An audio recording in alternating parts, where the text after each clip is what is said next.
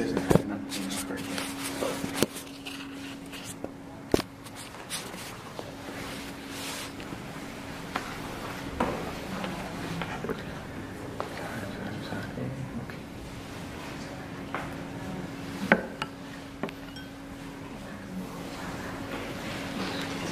Be happy, and may you soon attain the eternal bliss of Nibbana.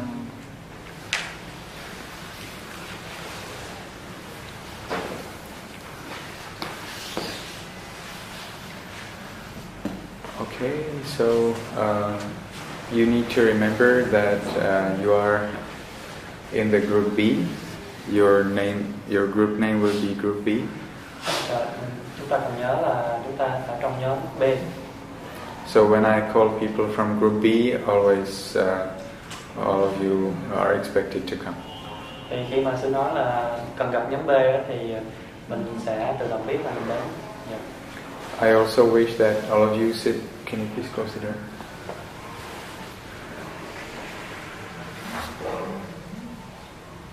Can you close the door? Okay. I also wish that you sit in the left wing of the Dhamma hall. Và sư cũng muốn là mình ngồi ở phía bên trái của thiền đường. So it's easy for the next days for me to call you by fewer numbers. Và cũng dễ cho sư để ngày mai sư cũng có kêu một người xuống thì sẽ dễ hơn. Yeah. Okay, so all of you will get one instruction now. I mean, like together you will get one single instruction. Và bây giờ tất cả mọi người sẽ cùng được nhận một lời hướng dẫn. And it's necessary that you listen carefully so you don't miss anything. Và hãy nghe cẩn thận để đừng có bị thiếu sót cái gì hết. So in the beginning, it's necessary that you choose 5 people that are alive and that you appreciate. Đầu tiên là mình cần chọn 5 người còn sống và mình quý mến, tôn trọng họ, quý mến và tôn trọng họ. If you are a man, choose 5 men such as father, brother, friend, classmate, son, grandfather. Và khi mà là một người nam thì mình sẽ chọn là cha, hoặc là một bạn nam, hoặc là đồng nghiệp nam, hoặc là một vị thầy, tất cả đều là người nam hết. If you are a woman, choose 5 living, adored women. That means mother, sister, daughter, grandmother, friend, classmate, co-worker. Khi là một người nữ thì mình chọn 5 người còn sống mình quý mến hoặc tôn kính, tôn trọng. Đó là những người ví dụ như là em gái, mẹ, bà nội, bà ngoại, bạn nữ cùng lớp, tương tự như vậy, hoặc là đồng nghiệp nữ.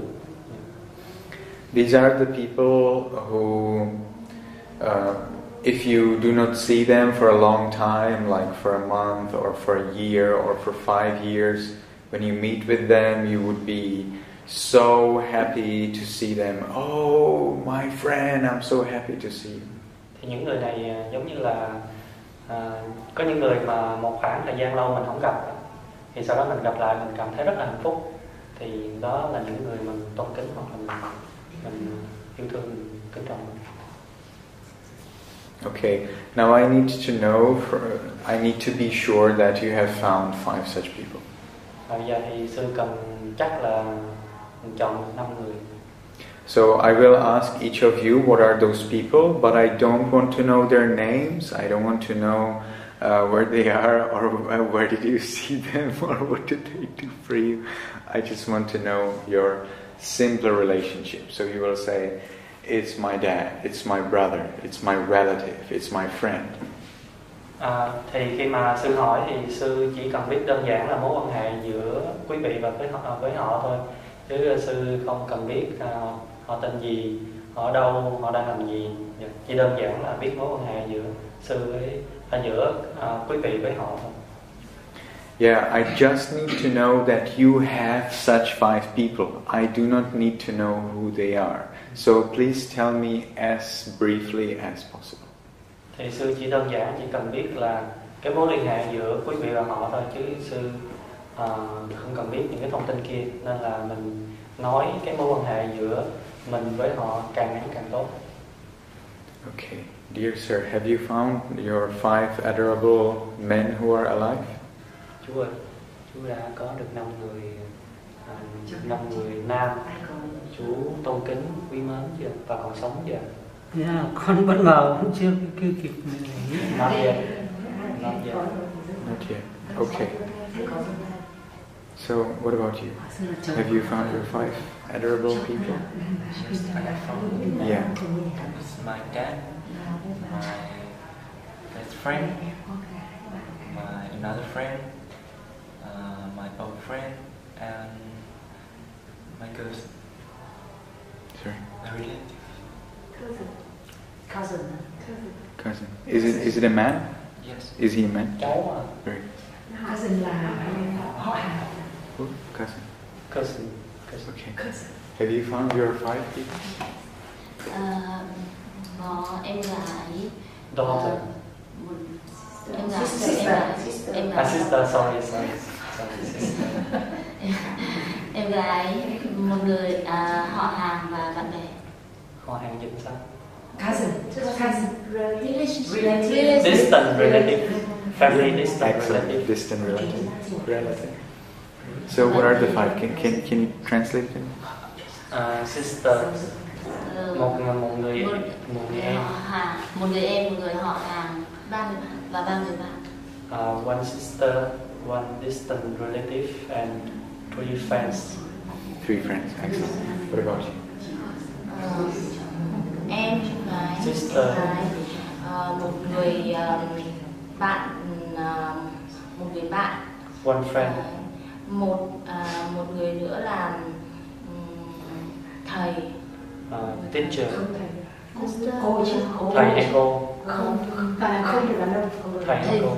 Master 5. Là người nữ đúng không ạ? Yes, a teacher.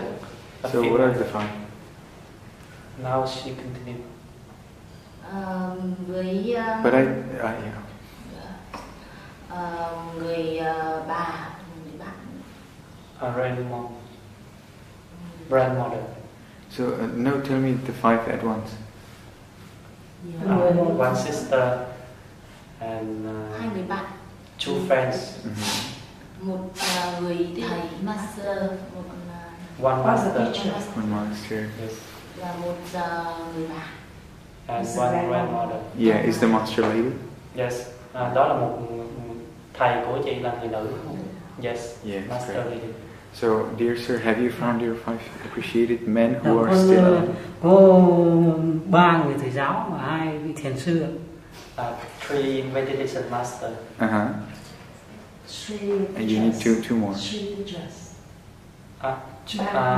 Hai vị thiền sư. 3 người thầy giáo và 2 vị thiền sư. 3 teacher and 2 meditation master. Are the teachers also masters?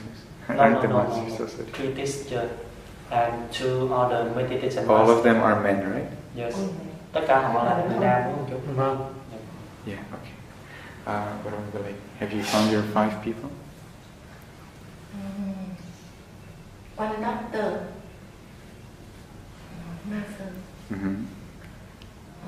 mẹ chồng, Grandmother-in-law, mother-in-law, Mother-in-law. mother-in-law. 2 friends. And 2 friends. So you have 5, right? All of them are women, right? Tất cả họ là phụ nữ. Okay. So what about you? Dạ, con thì là mẹ chồng, con dâu và Mother-in-law, daughter-in-law. cháu nội và 2 người đồng nghiệp. Cháu nội là grandchildren. 3 grandchildren? How many grandchildren? 2 người đồng nghiệp. Grandchildren and 2 co-workers. Grandchild Grandchild and 2. co-workers. Great. Are they all women? Tất cả họ là người nữ, phụ nữ. Yeah, okay. What about you? I have my mom and one sister, one younger sister, one niece and one friend. Great. What about you? Hai đứa gái. Two daughters. Ba người bạn gái. Three friends. Great. Three lady friends. Yeah. Một chị gái, một One con sister, gái, one hai daughter. cháu ngoại gái và một bạn gái. Two grandchild and one lady friends. Are those grandchildren women? Hai đứa cháu. Cháu gái. Cháu gái. Yes. Yeah. Okay. What about the lady at the back? Con thì đầu tiên là hai cô con gái á. Two daughters. Con gái, một đứa cháu gái và một cô tu nữ với một người chị gái. One grandchild. Xin mọi người ngồi dậy một tí đã sư vị ạ. Không nào.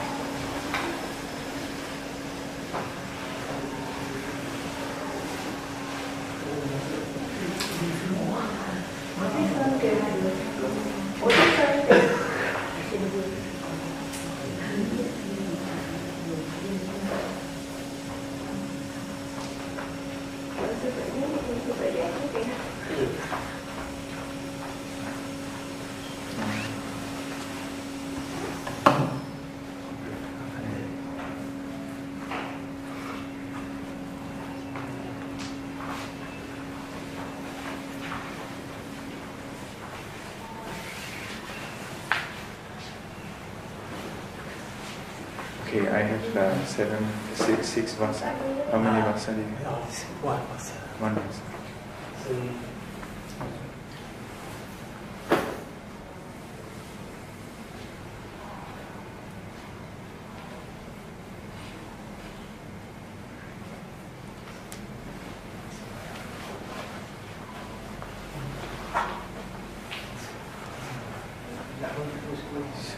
Xin mời mình. Xin bước sự đi này vào phòng của mình.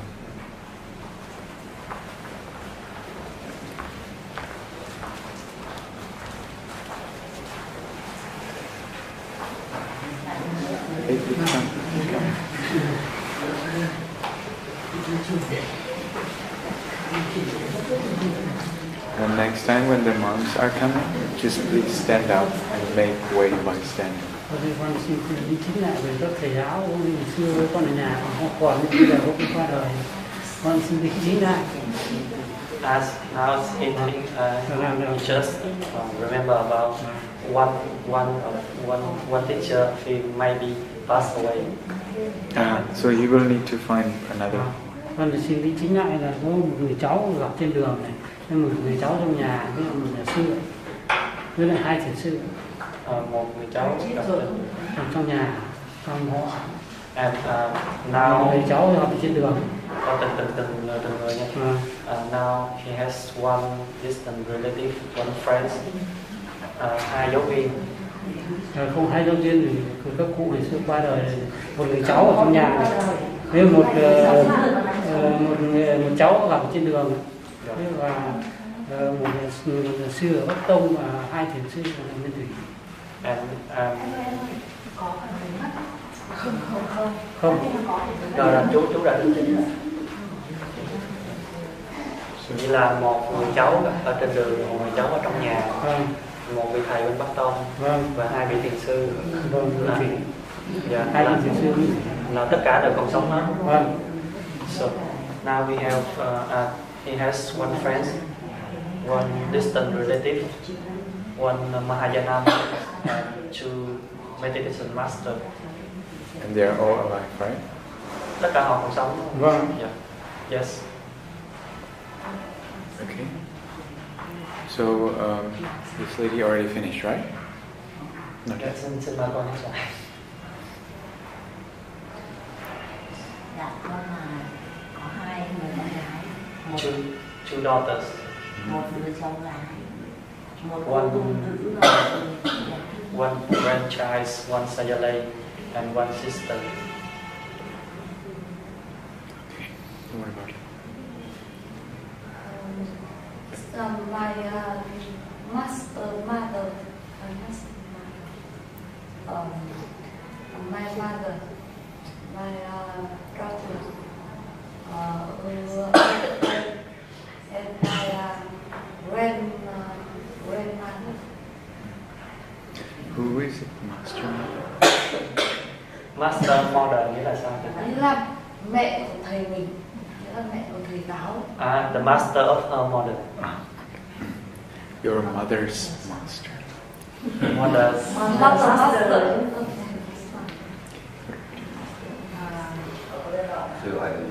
Cháu gái. Cháu gái nhỏ. Cháu gái là gì? Nephew.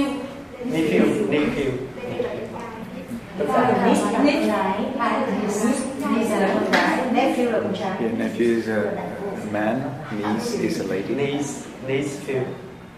No, just niece or nephew. Niece is a lady, nephew is a man.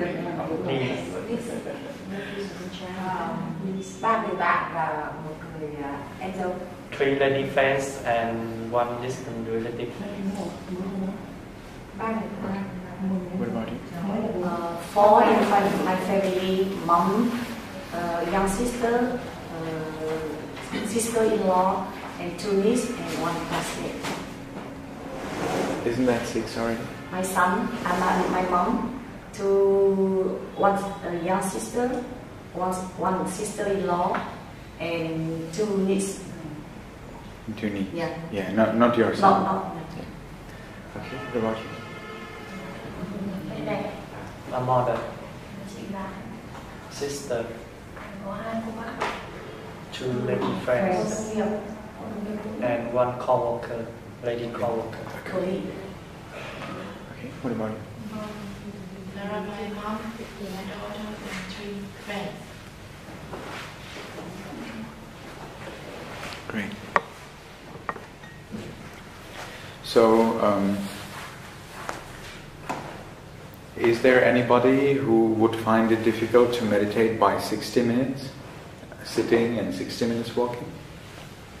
Is there anybody who would find it difficult to meditate by 60 minutes sitting and 60 minutes walking? Đây có ai cảm thấy Raise your hand. Raise your hand. Ở đây ai cảm thấy khó khăn khi mà đi thiền hoặc thiền trong vòng 16 phút, 60 phút. Everybody is fine meditating by 60 minutes sitting, 60 minutes walking. Ở đây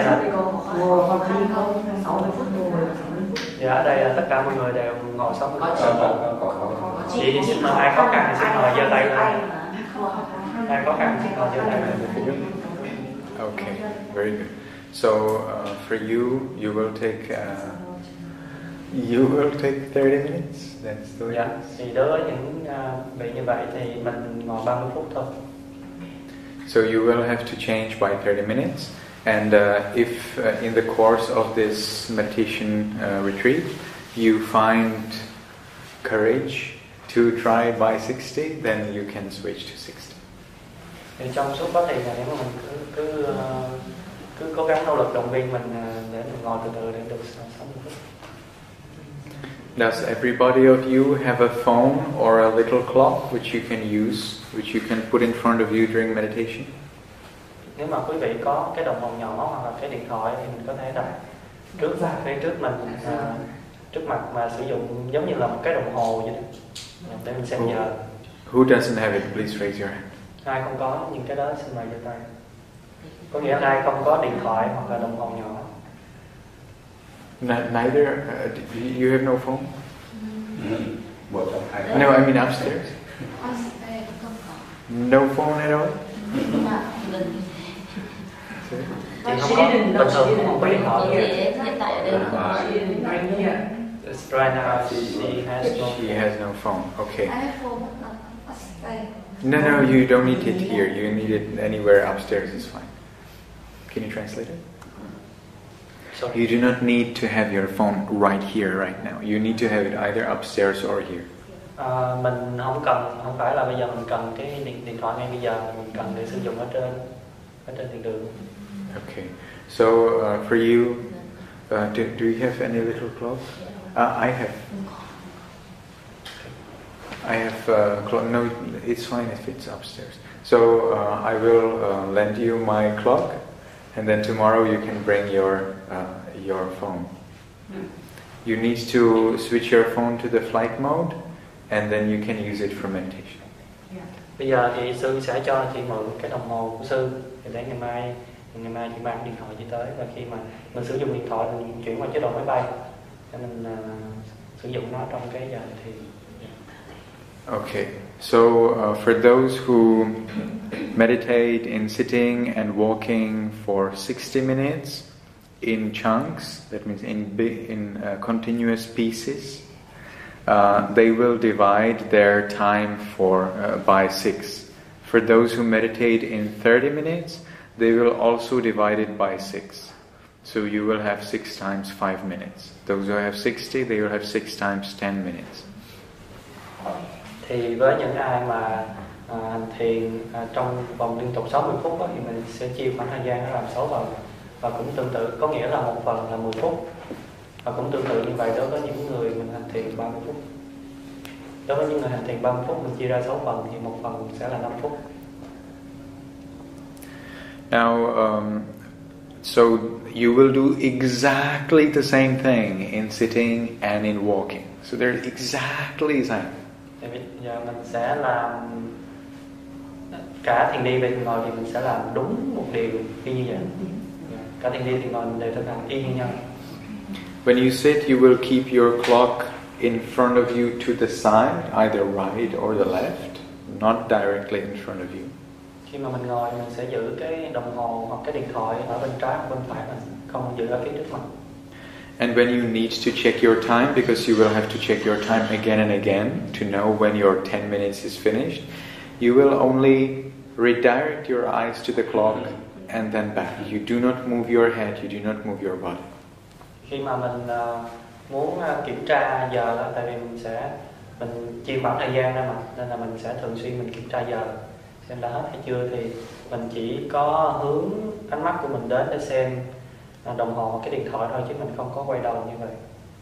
Dù như mình để cái điện thoại ở đây mình chỉ liếc mắt mình xem thôi, mình không có quay đầu đi mất sự bình tâm. So you will always check your time. You need to know whether your 10-minute period is finished or not, because every 10 minutes you will switch your meditation object. Thì mình sẽ thường xuyên mình kiểm tra cái điện thoại, mình biết là đã hết thời gian cho cái người đó chưa, để mình chuyển sang người tiếp theo. You can look at the clock as many times as you want, no problem. Thì mình có thể nhìn vô cái điện thoại mà bao nhiêu lần mà mình muốn. So you will, as you have divided your, let's say for those who have 1 hour, you have divided your 60 minutes by 6, so you have 6 portions, each by 10. The first portion of the first 10 minutes, you will relax your body again and again and again and again until you feel peaceful. Thì trong 1 tiếng như vậy mình có 60 phút, 60 phút chia ra làm 6 phần. Thì cái 10 phút đầu tiên mình sẽ thực hành thư giãn, làm tới làm lui, làm tới làm lui, làm tới làm lui, để khi nào mình có sự thoải mái, bình an. You have only 10 minutes for that. Mà mình chỉ có 10 phút thôi. Then the remaining 50 minutes divided into 5 chunks, each by 10 minutes, you will dedicate to the 5 people that you have now told me. Còn 50 phút còn lại thì mình sẽ chia đều ra cho 5 người mà nãy giờ mình đã nói với sư. Do not change the selected people and keep that order in which you told me. Không có đổi người và không có đổi thứ tự mà quý vị đã nói cho sư. If you feel you really should change one out of those 5, you first need to tell me. Mà nếu mà quý vị mà thấy mà quá muốn đổi người thì phải nói cho sư biết. Chị muốn đổi luôn, tự nhiên nhớ ra miss. I want to change my miss. Mình sẽ nói sau. Đây trở nên xong She wants to change the person, but I told her she can talk later. No, she can't tell me now. Who's the person you are going to exchange? My mother, my master, my old friend, my mother, my daughter, and my old. My mother, my master, my mother, my daughter, my sister, and my niece. Người đầu tiên. My mother, my master. My mother's master. Mother's master. Mother. Mother. My younger sister. Younger sister. My niece. Niece. And my old friend. Old friend. So what do you want to change? Change one. Which one of them? You need to know that. Chị đổi người nào?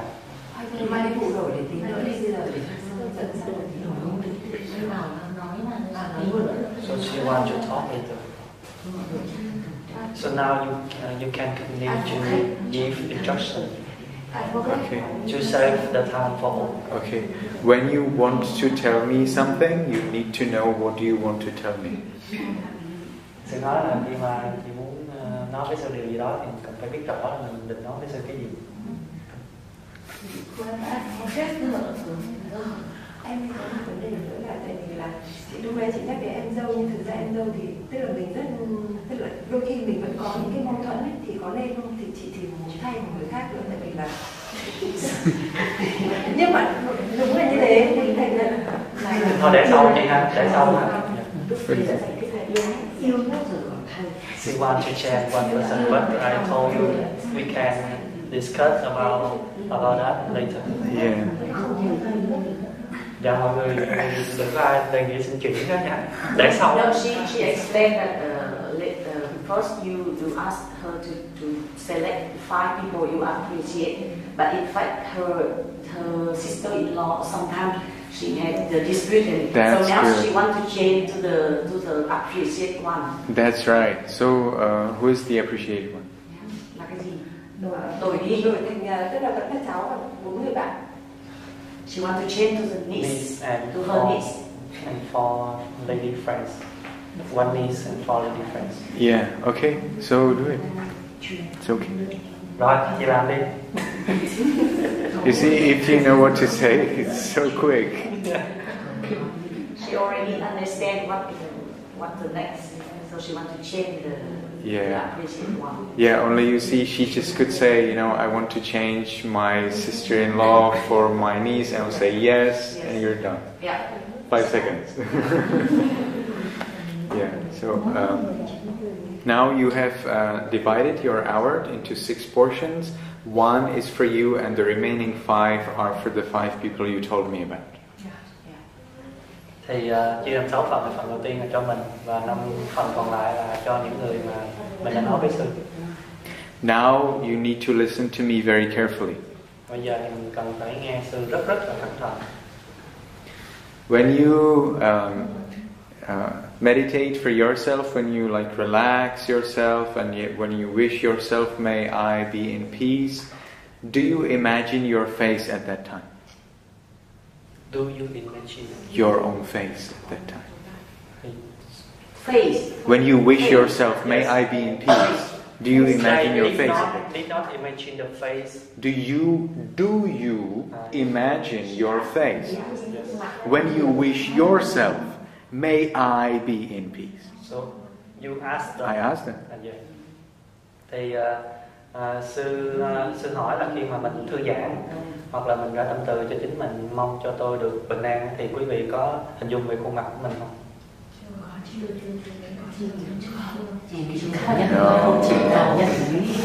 No. That's right. You should not imagine your face when you wish yourself to be in peace. Thì mình không có nên. Dạ thì mình không nên hình dung ra khuôn mặt của mình khi mà mình rải tâm từ cho chính mình. Không phải không nên mà không thực là. What's that? I just translate what it is. Just gọi là nhấn mạnh là gì? insist. Emphasize, yes. I just emphasize they should not imagine their face when they wish themselves to be in peace. That's right. And still, can you wish yourself to be in peace if you do not imagine your face? Vậy sao mà mình không hình dung, nếu mà mình không hình dung khuôn mặt của mình đó, thì sao mình trải tâm từ cho mình được? Yes, well, that's why you are in the group B, because you can wish yourself to be in peace. Those who cannot wish themselves to be in peace, they are in group A upstairs. Yeah. I need to make sure again. I don't understand. Yeah, now I need to make sure that all of the people here can be in peace in their meditation.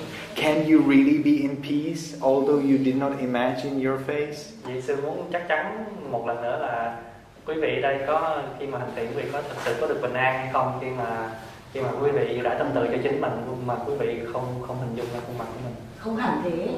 Tức là thầy đang nhấn mạnh là vì thế cho nên các bạn mới đang ngồi ở nhóm B, bởi vì các bạn đang hành rất là tốt rồi. Bởi vì nếu các bạn mà nhìn thấy mặt, tức là khi mình hành thiền mà mình nhìn thấy mặt mình thì có nghĩa là mình đang ở trong cái nhóm A kia và mình làm như vậy tức là mình làm tốt. Phải biết đến mình biết mình đang không biết lần điểm đi cái mặt mình và vấn đề trên mình. Rồi được rồi. Sư nói là bởi vì khi mà quý vị có khả năng trải tâm từ cho mình mà không có cần phải nhìn thấy mặt của mình là quý vị mới ngồi đây. Nhưng mà khi quý vị không thể trải tâm từ cho mình được thì quý vị sẽ ở trong A. Sorry, I translate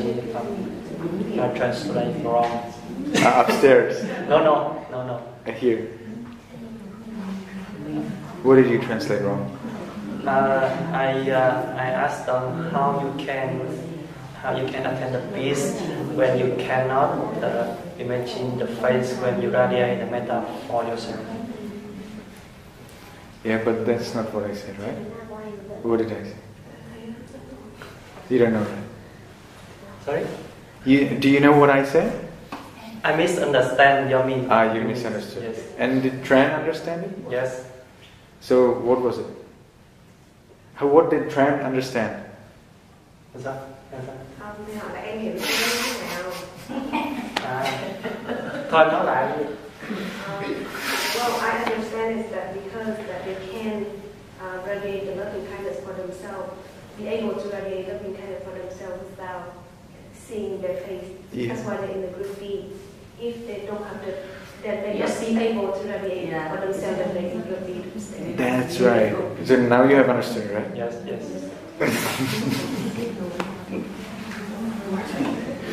Okay, great. So now in the same way as you can radiate peace for yourself without imagining your face, you will radiate peace for the 5 selected people without imagining their face. Thì bây giờ thì cũng tương tự như cái cách mà mình đã tâm từ cho chính mình không cần hình dung về khuôn mặt mình đó, thì mình cũng đã tâm từ cho những cái người ta chọn theo cái cách như vậy. You will neither imagine their face, nor will you think of their good qualities, and you will not even think of the nice experiences you had with them in the past. Thì mình không có hình dung về khuôn mặt của họ, những cái phẩm chất tốt của họ, những cái tính tốt của họ và những cái kinh nghiệm giữa mình với họ thì mình đều không hình dung, không nhớ lại 3 cái thứ đó trong khi mình ra tâm từ cho họ. That's right. It's difficult. That's right. But I didn't finish my explanation. So what you work with is the body and the mind of those people. Mình sẽ làm việc với thân và tâm của họ. So their body are 4 elements and their mind is feelings, perceptions, intentions and consciousness. Về thân đó là tứ đại, đất, nước, lửa, gió. Còn về tâm đó là có thọ, tưởng, hành, thức. So you allow the flux, the flow of the body changing 4 elements and changing mind, rising and passing. You allow that to be influenced by your will of loving kindness. You will allow you know what is flow? Flux? Flow, dòng chảy. Sorry, I cannot just. And so you will allow that flow of the body and the mind to be influenced. You know what's that? Yes. Influenced by your will, your wish, you know, your want, your will of loving kindness. Thì mình sẽ để cho cái dòng chảy của thân và tâm mình được ảnh hưởng, được ảnh hưởng, được tác động bởi cái tâm từ. Think of it like you have 5 rivers coming and joining into one big river, and you are there at the meeting point where the rivers are meeting, and you are there with like fish food or whatever you want. But sorry, now I think I did not confident to continue translate. Yes, because I guess I'm stuck in the mind. And yeah, what is it? What is it you don't? Yeah. What is it you are? Because not sure? Right now my mind become more tense, stress, and what you say I cannot catch on the meaning. So that's why sometimes I translate misunderstand. Yeah. Misunderstand. Yeah. I think now Okay, try. Okay. Dạ thì lên đây.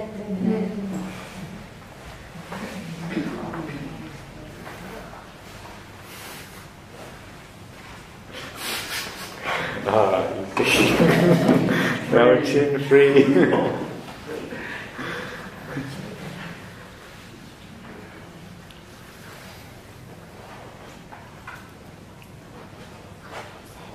Dạ thì cái hướng dẫn trước của thiền sư là bây giờ mình hãy rải cái, tức là mình khi cái người đó mình nghĩ tới, mình sẽ không nghĩ tới mặt, không nghĩ tới tính cách và không nghĩ tới kỷ niệm, đúng không ạ? Tức là mình chỉ nghĩ về thân và tâm họ như là một tổ hợp thôi. Thân sẽ là tổ hợp của đất nước lửa gió, còn tâm là tổ hợp của sắc thọ tưởng hành thức. Và cái tổ hợp đấy nó như là một dòng chảy ấy, nó không có dừng, nó luôn luôn thay đổi. Thì hãy để cho cái ý tốt của mình, cái sự bình an của mình ảnh hưởng tới cái dòng chảy của thân và tâm của họ. Thì Ngài có lấy một ví dụ tưởng tượng như là có 5 cái dòng nước, 5 cái dòng suối nó chảy về cùng một điểm. Thì mình sẽ đứng ở cái điểm đầu của cái 5 dòng suối đó và thả đồ ăn xuống cho cá. Right. So you can also imagine it like soup, like you have 5 things in the soup, let's say water, carrot, potatoes, egg, and what else? Salt. Thì giống như là mình nấu một nồi súp, thì trong nồi súp đó có rất là nhiều nguyên liệu, có trứng, có cà rốt, muối, khoai tây. You've said all of the 5? Water, carrot, nước, cà rốt, potato, khoai eggs, tây, trứng, and salt. và muối.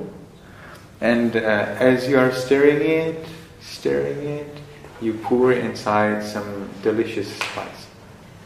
Mình quấy cái nồi súp đó, xong mình cho thêm một ít gia vị vào.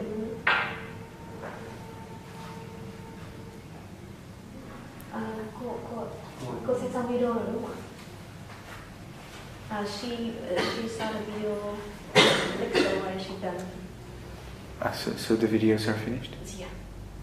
Xong hết video rồi. Các chị cứ vận động tuần và không xem. She wants to listen. The thing is because they changed, like the 3 people watching together, and somehow they were changing video and then she got a version and she gave up. So now the thing is that as you are working with those people, you allow them to have the same pleasant feeling which you already have.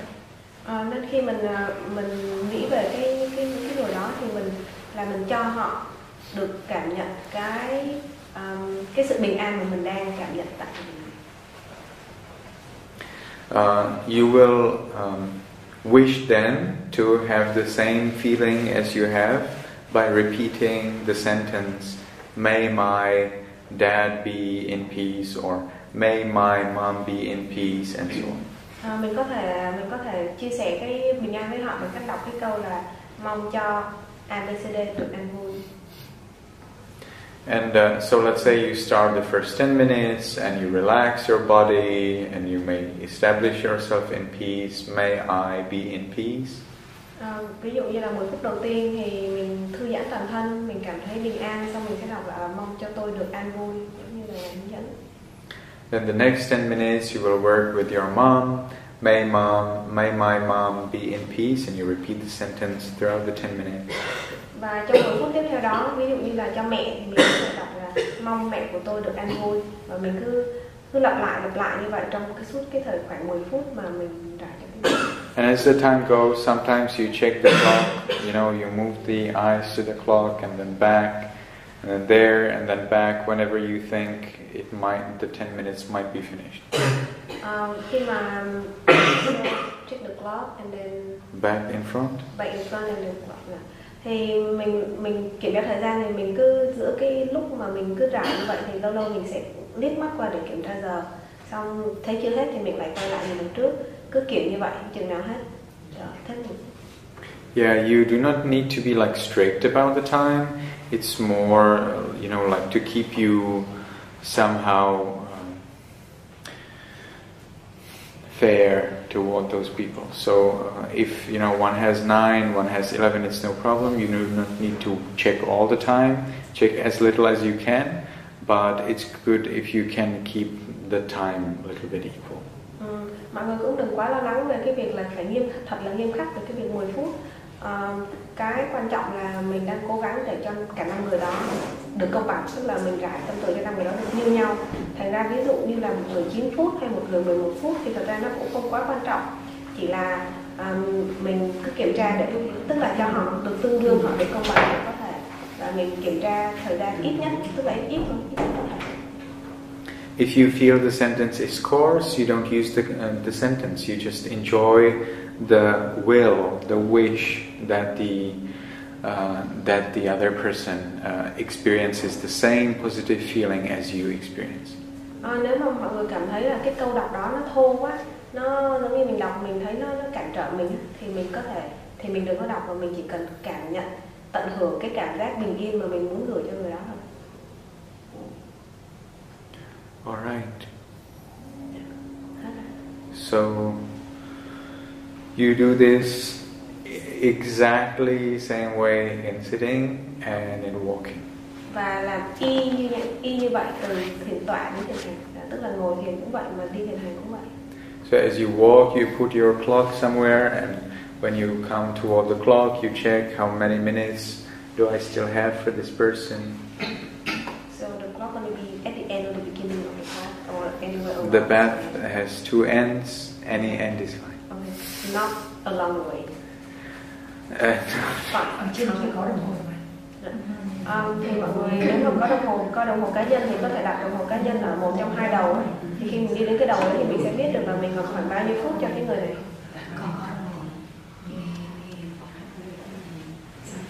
And how about for those cannot do 60 minutes? Yes. So those who are working by 30 minutes will do the same way, just that their chunks are by 5 minutes, not by 10. Dạ, tức là 30 phút hay 60 phút thì mình cũng chia làm 6 phần bằng nhau. Thì nếu 60 phút thì 6 phần có phần 10 phút, 30 phút thì 6 phần có phần 5 phút. Yeah. So that will be a little bit rushed, but after some time, if you can get a little bit, if your legs and body gets used to it, hopefully you will be able to work with 60 minutes. Ban đầu thì tức là cứ 5 phút 1 thì có thể là nó sẽ hơi gấp, nhưng mà từ từ khi mà thân mình nó quen thì mình có thể làm thành 60 phút, tức là thân mình nó quen với cái việc đi việc ngồi thì mình có thể để thành 60. Great. So now's the time for questions. Dạ, có câu hỏi nếu mà ask you a question. Em hỏi họ là nếu mà trong cái lúc đi mà nghĩ đến mình, nghĩ đến mỗi người 10 phút thì hiểu rồi. Nhưng mà khi mà mình đi như thế, lúc thiền ngồi hoặc thiền đi thì mình vẫn có nghĩ đến chân thư giãn, tất cả thư giãn, hay chỉ nghĩ đến người đó vào lúc đi rất là thoải mái thôi?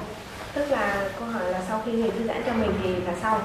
Ví dụ bắt đầu 10 phút cho mẹ chẳng hạn, thì lúc đấy mình có thư giãn, tức là mình có thư giãn từng phần hay không? Her question is the first 10 minutes for herself is okay, like relax and sharing peaceful. So for the first person, the second 10 minutes, should she share loving kindness only, or should she share loving kindness while relaxing part of the body as well? No relaxing. Just allowing the person to feel the same positive feeling you have right now. Dạ không ạ. Lúc mà dạ vâng, tức là đầu tiên cho mình thì mình có cái relax để có cái peaceful, rồi sau khi có peaceful thì đến cái người đầu tiên thì chỉ còn là chia sẻ cái cảm giác bình an. Mọi người cứ hỏi đi ạ. Any other question?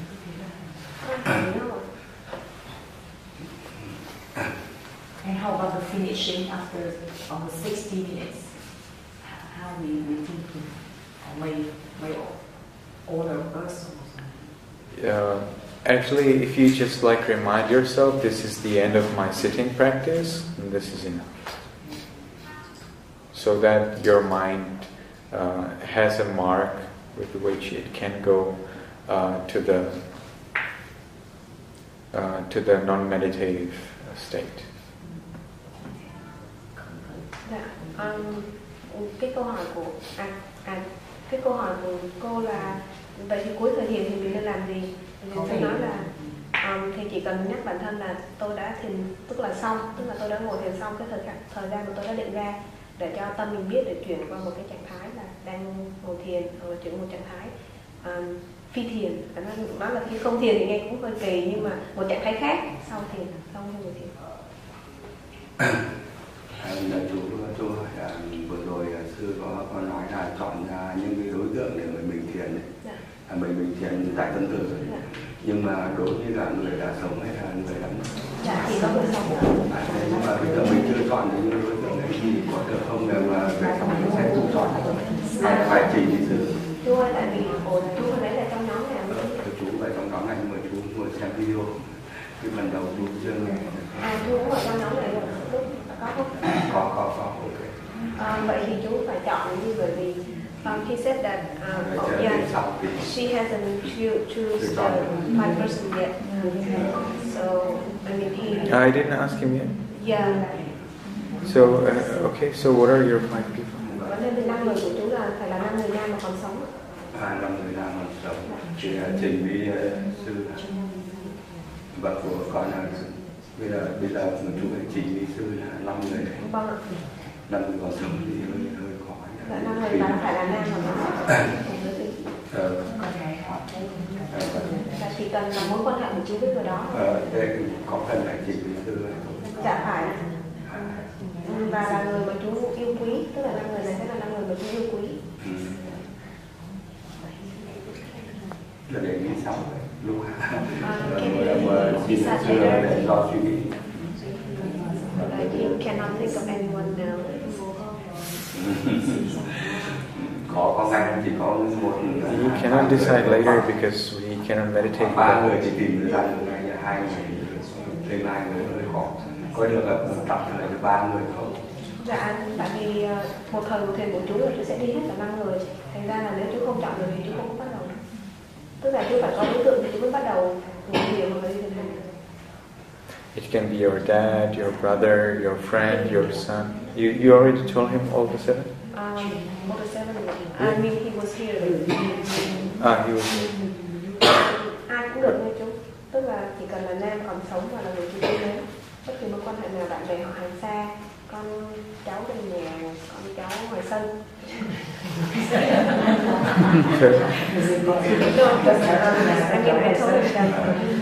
He can choose anyone that he appreciates, long distance, with relative or short distance. Vậy thì là những người mà có ấn tượng đặc biệt với mình thì mình đi giải thân tư thì không nó có ấn tượng đặc biệt đó, mà là một người mà mình yêu thương họ, mình quý họ là được, chứ không cần phải là ấn tượng đặc biệt kiểu.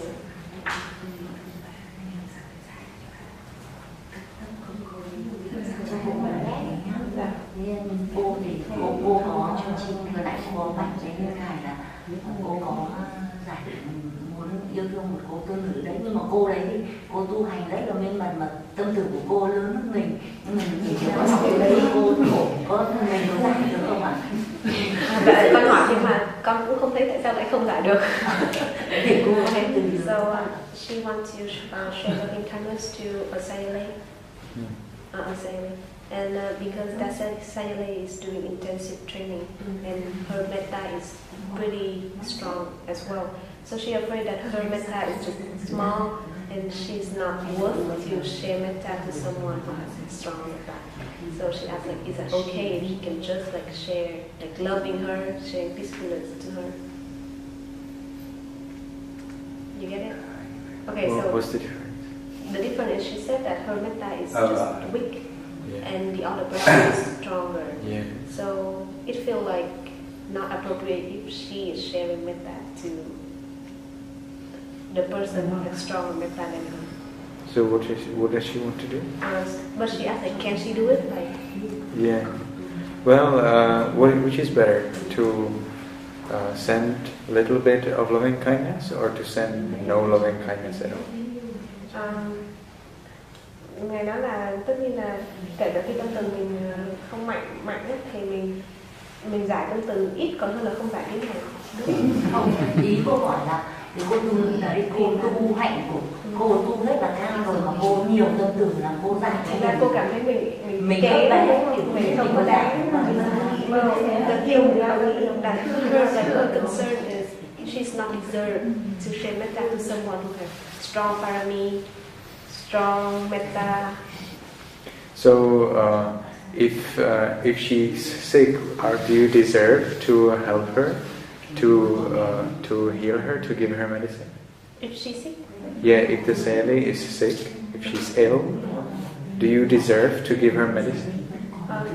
Nếu mà cái cô tu nữ đó mà bị bệnh thì cô có chăm sóc cho cô, tức là cô có nghĩ là mình xứng đáng để chăm sóc cho cô đó không? Tức là thầy hỏi đó cô ấy hướng dẫn thiền này các thứ ấy, cô yêu quý thôi, tức là yêu quý cô ấy, tức là mình đáng kính cô ấy như là một bậc thầy ấy, tức là kính lắm thì cô ấy quá tốt, cô ấy chăm sóc thiền sinh các thứ thì mình mang cái tâm quý thôi, thương quý cô ấy, nhưng mà cô thì là cô tu cao rồi mà cô ấy tâm từ của cô rất lớn, thường ngày là cô thường giải cho cả mọi người, mình rất là tôn kính giống như một người thầy ấy, quý như vậy, mà mình chỉ là thầy chi thấp hơn thì làm sao mình làm cái tôn từ cho cô, thì lúc nãy cô tưởng là chọn những người mình yêu quý thì cô chọn, trong đó cô chọn là cô đó, nhưng mà bây giờ thấy như thế này thì cho cô hỏi là có nên đổi không, như thế nào?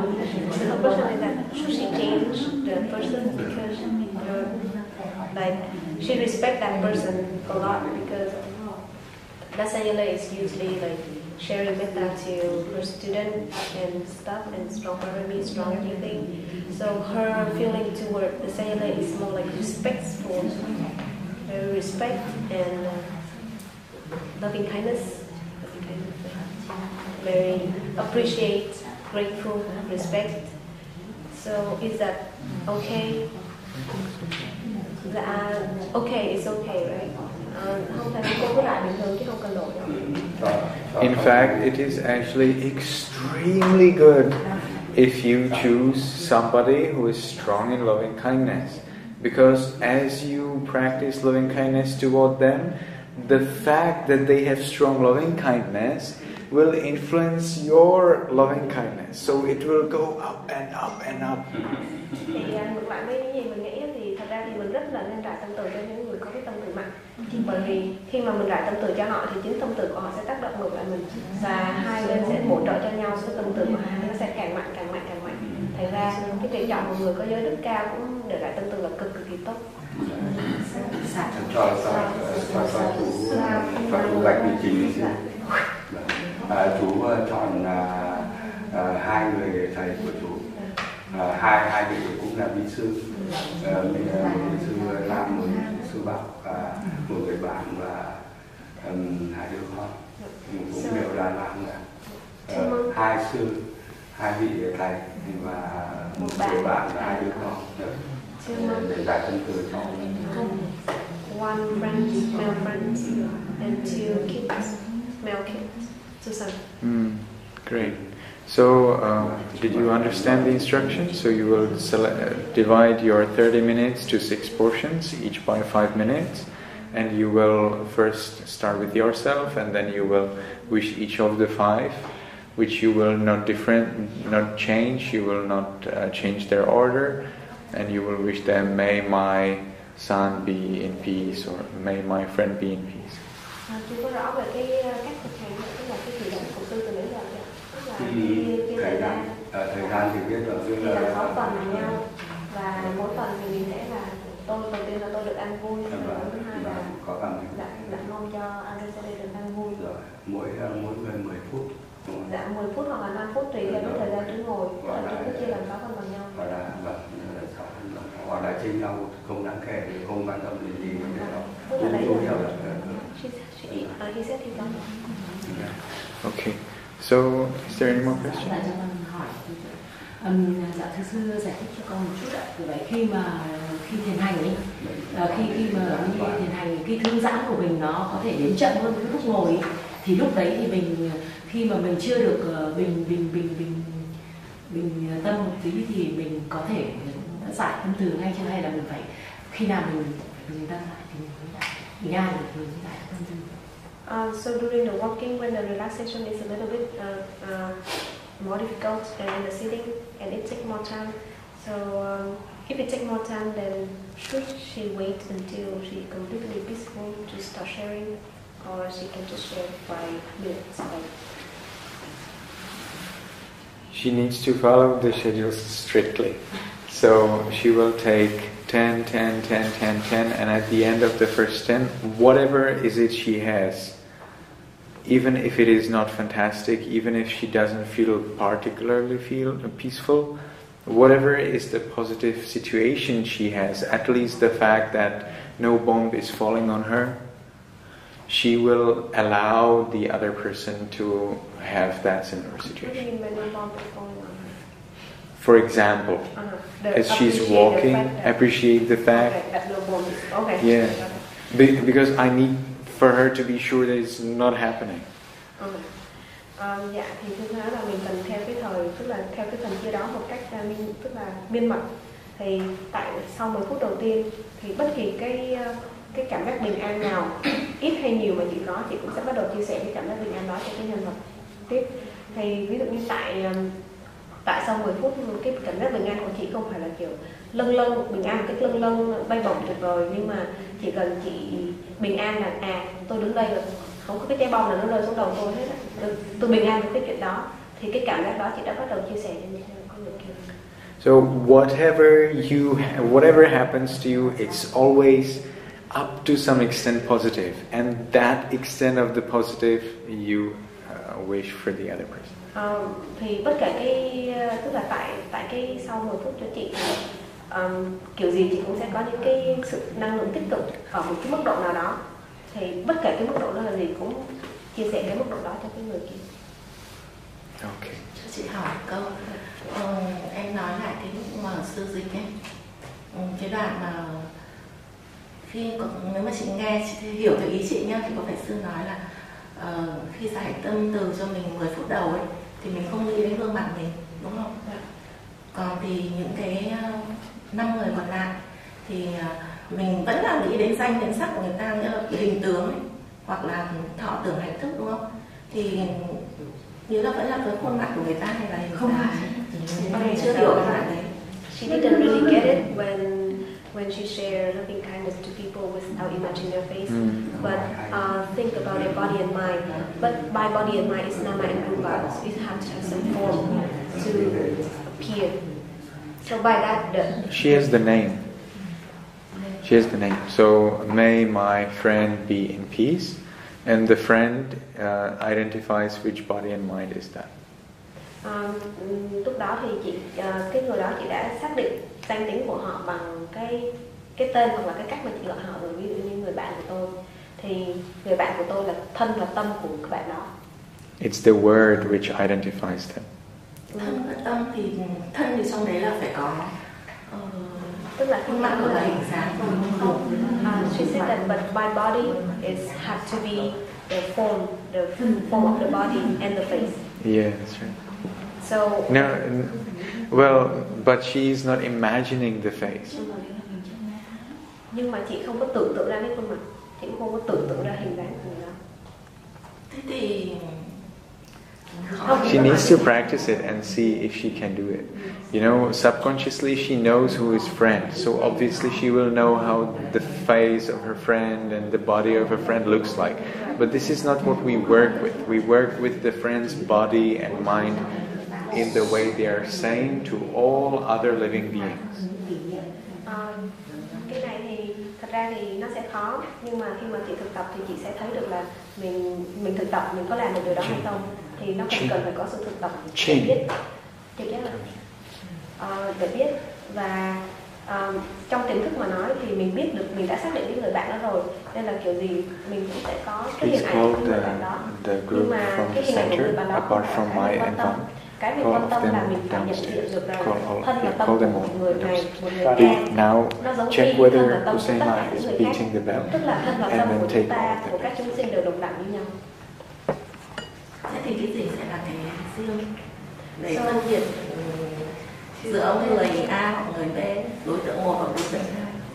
So if like the body and if we recognize the body and the mind as same as other beings, so which one is distinct people between people? So yeah, we remove the distinction.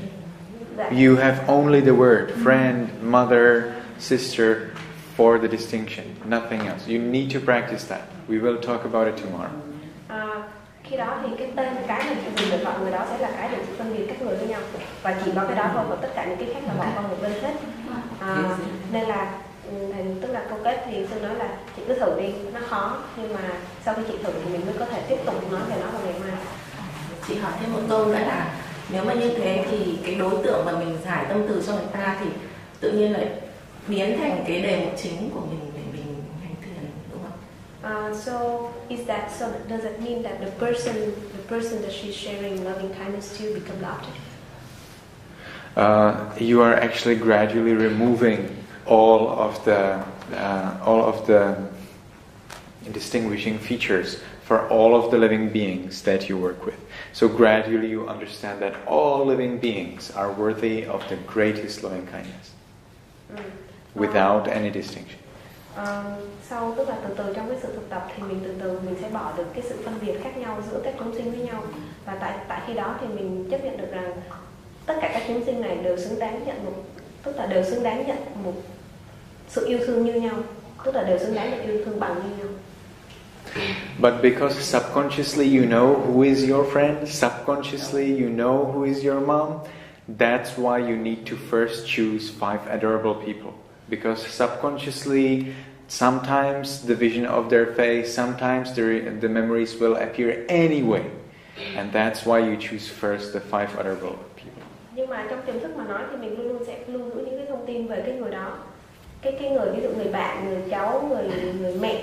Thì khi đó thì trong cái lúc hành thiền kiểu gì, cái hình ảnh của cái người đó hoặc là cái tính chất của người đó nó sẽ đến ở trong tâm.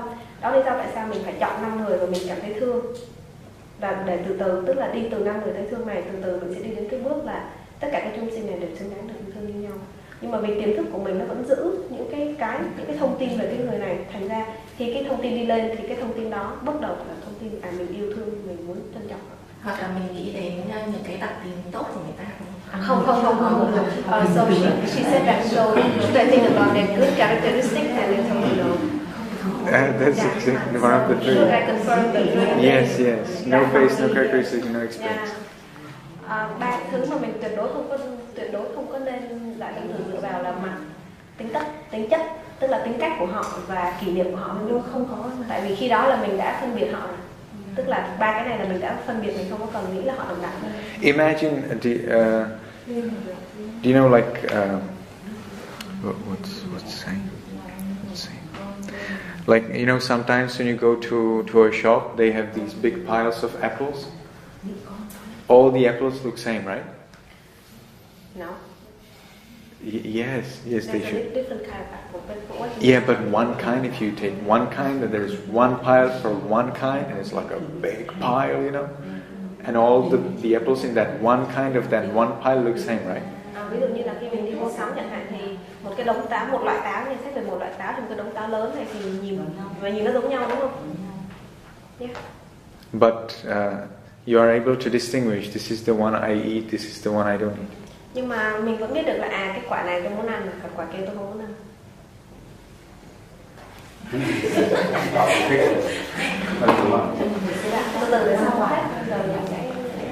So in the same way, all the living beings in the meditation practice, not outside, right? This is only for the meditation practice. All of the living beings are totally same. And this is the one I eat, like this is the one where I develop my metta practice. And the others, I am not developing practice at this moment, you know, at those times. Và trong cái lúc mà mình thiền tập, this way. Trong cái lúc thiền tập thôi thì cũng như vậy, tức là tất cả các chúng sinh đều đồng đẳng. Nhưng mà đầu tiên mình sẽ chọn người này để mình rải tâm từ, và những người khác tạm thời mình không rải tâm từ cho họ trong cái thời điểm này. Cũng giống như mình chọn trái táo này để ăn là những trái táo khác không ăn.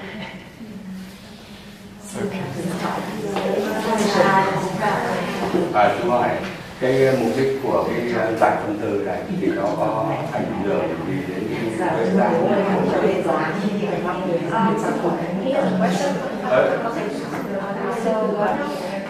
các bạn thôi. So is the metta practice is influence, like is there any influence, any effect to the wisdom? Yeah, you will use the satta upekha for the upekha sambodhana. You understand me? You will use the equanimity toward all living beings, understanding that all are same, for developing the factor of enlightenment, which is upekha. Dạ, thì tại vì tại thời điểm mà mình rải tâm từ mình cho tất cả các chúng sinh và biết được rằng các chúng sinh đều đồng đẳng như nhau, thì mình có tâm, tức là trong 7 cái chi phần dẫn đến giác ngộ thì nó là cái chi phần xả, nó là một yếu tố để dẫn đến sự giác ngộ ở trong 7 yếu tố. You know, it's very common that when people observe the body and mind as Vipassana practice, they will understand, yes, there is no self in my body, there is no self in my mind. But if you tell them about their son or daughter, they think, yes, self, my daughter, my son. So like for people who practice Vipassana, they not all people. Some people, when they see not self in their body and their mind, because they see difference between the different people, then they may see not self in themselves, but they still will see self in other beings. Bởi vì có một số người khi họ thực hành thiền minh sát ấy, có thể họ sẽ đạt được đến cái mức mà họ nhận thấy là bản thân họ là vô ngã, tức là không có cái ngã nào của họ, nhưng mà họ không nhìn được cái việc vô ngã trong người khác. Tức là tuy là đây là vô ngã, nhưng mà khi đến con mình, đến cháu mình sẽ là đây là con tôi, đây là cháu tôi, tức là họ không nhìn được cái vô ngã ở trong các chúng sinh khác. Through this practice, you will understand that both you and your son and your daughters or anybody are totally same. That means they are all equally worthy of loving kindness. Nên là khi thực tập tâm từ thì mình sẽ hiểu được rằng mình và những người mà mình chọn, tức là ví dụ như mình, mẹ mình, bạn mình đều như nhau, tức là tất cả đều như nhau trong việc là xứng đáng được yêu thương như nhau. And then when you see not self in your body and mind, you will automatically see it in all living beings. Và khi mình nhận ra được cái như nhau đó, thì mình đến lúc, tức là vì mình nhận ra là tất cả các chúng sinh mình và những người thân của mình, những người xung quanh mình cũng như nhau, thì khi đó khi mà mình nhận ra được là mình vô ngã thì mình cũng sẽ nhìn ra được sự vô ngã không.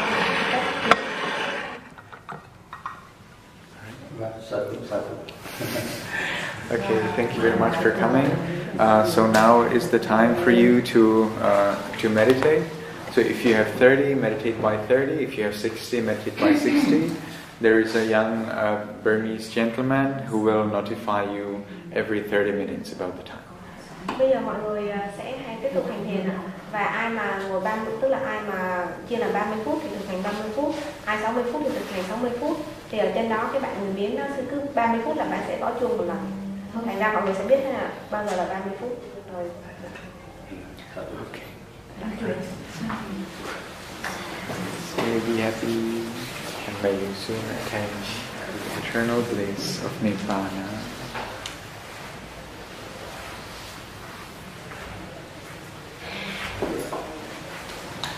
So please go upstairs and I will accept the group from kitchen.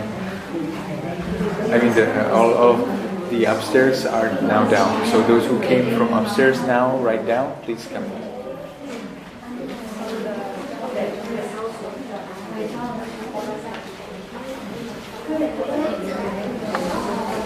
Ở dưới đây rồi.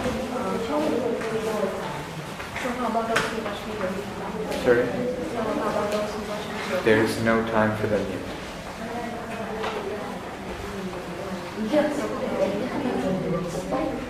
Sorry?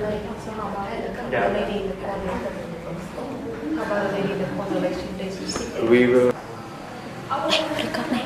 Nhưng mà hồi nãy giờ không có gì.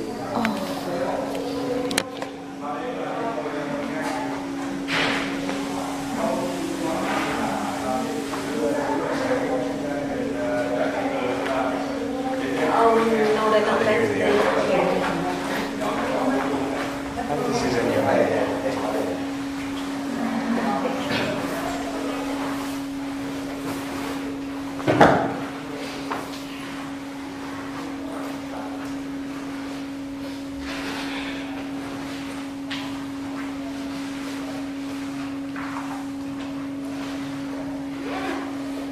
I think this gentleman is new. He's the one picking up the monk from the airport. This monk's from here. Alright, can you come closer? Mọi người ngồi xịt lên một hàng rồi, cho nó gần.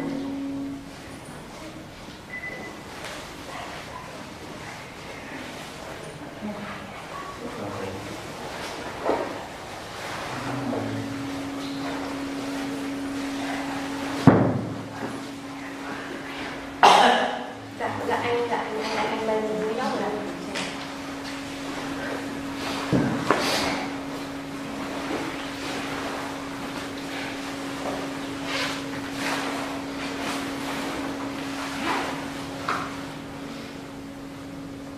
So what did you do in meditation today?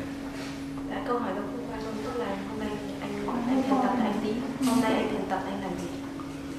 Hôm nay thì mình cảm thấy tập trung hơn và cảm thấy nó không tập trung nữa. Không tập trung vào cái lưng nữa thì đỡ hơn. Tức là nó cảm giác là nó vào hơn đấy. Trước hôm qua thì có thể tập trung vào lưng nhiều quá, hôm nay thì cũng giảm được rất là nhiều. Như vậy thì lúc mà anh ngồi thiền, lúc đầu anh có thư giãn được không? Có thư giãn được. Dạ. Anh có cảm thấy bình yên? Rồi anh có chia sẻ được cái sự cảm giác là mình có chia sẻ được sự bình yên đó cho như là thầy hướng dẫn? Có, mình cảm giác được là mình chia sẻ cái tâm tư đấy cho mọi người. Cả thiền đi lẫn thiền ngồi luôn ạ? So today he let's concentrate on the pain in the back, so it's feeling better, and he feel like he concentrate better, be on the object more. So I asked whether he can relax the muscle and then feeling peaceful. He said yes, he can relax the muscle, feeling peaceful.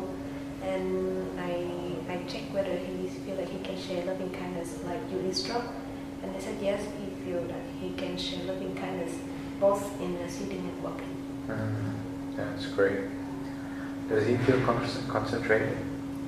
Concentrate on the peacefulness. Anh có cảm thấy mình định tâm được ở trên cái sự bình yên, cái tâm từ, tức là có sự định tâm. Có. Cứ ngồi, đặc biệt là ngồi. Yeah. In the sitting, the concentration is better.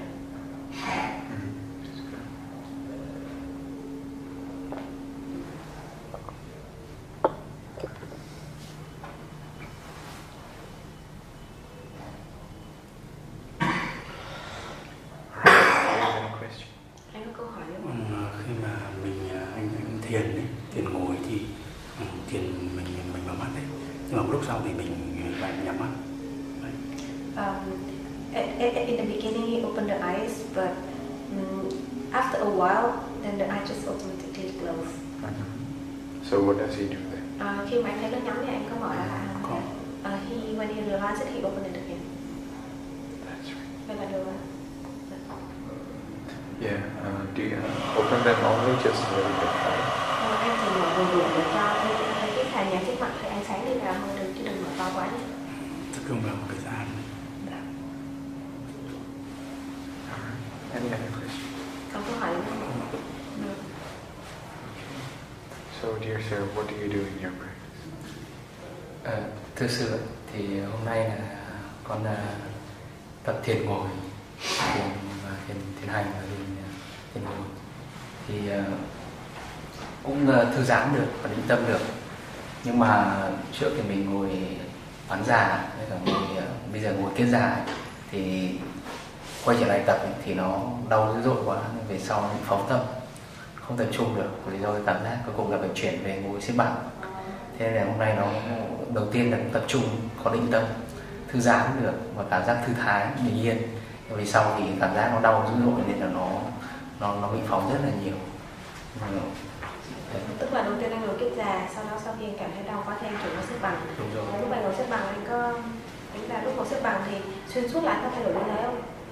Anh khi anh ngồi xếp bằng thì anh không thay đổi gì đấy. Tức là anh giữ ở xếp bằng. Dạ.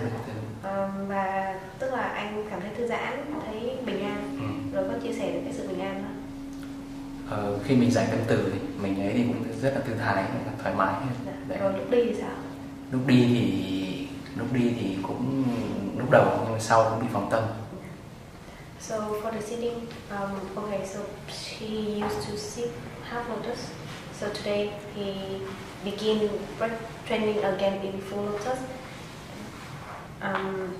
He began training again in full lotus and he feel pain a lot. So in the beginning when there's no pain, he can feel relaxed and feel comfortable. But when the pain is so strong, he come back to Burmese posture and feeling better and stay in the Burmese posture until the end. For the walking, he concentrate in the beginning of the walking, but eventually more toward the end is the mind is wander a lot. And same for sitting. When he has a lot of pain, then his mind is wandering.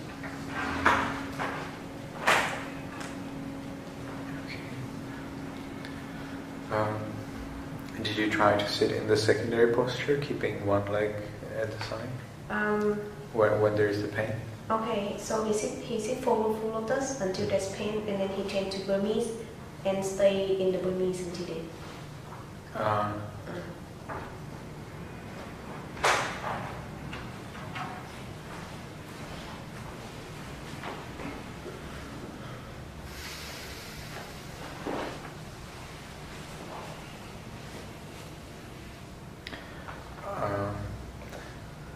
I think it's better for you to keep comfortable during this course, and you can train in lotus posture at home.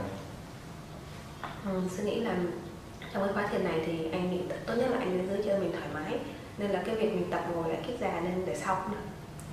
Chừng nào mà ở nhà mà thoải mái không thì anh tập ngồi kiết già lại. Còn bây giờ mình cứ giữ cho cái thế ngồi của mình được thoải mái. So keep the Burmese posture from the beginning, and if you feel pain, keep one of the legs at the side until the pain disappears, and then go back to the Burmese posture. Thì anh cứ ngồi kiểu Miến Điện, kiểu xếp bằng, ngồi chân trước ngồi chân sau, cho đến lúc nào anh cảm thấy đau thì anh gác một chân qua một bên, bây giờ là ngồi, tức là ngồi như một bên này nè. Đến chừng nào hết đau thì anh lại chuyển về cái thế Miến Điện, tức là chỉ ngồi trên cái thế này cho đến lúc hết đau mà. Thế phụ. Cho thoải mái nhất. Dạ, tức là mình có một thế chính là thế Miến Điện chẳng hạn, thì một thế phụ là để qua một bên, nhưng mà thế phụ chỉ dùng để nó hết đau thôi nha, rồi lại chuyển về thế chính. Where is Chin? I think I wish that Chin listens to you so that he trains for translating. I want to go to Vàng.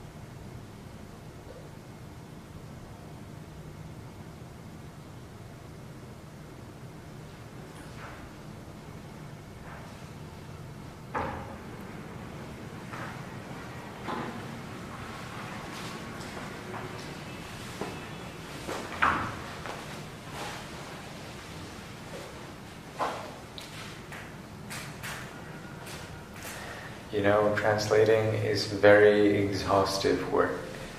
In fact, I think sometimes it may be even more exhaustive than the original teaching, because in translating you need to change your thinking, you need to change your ideas and stay attentive whole the time.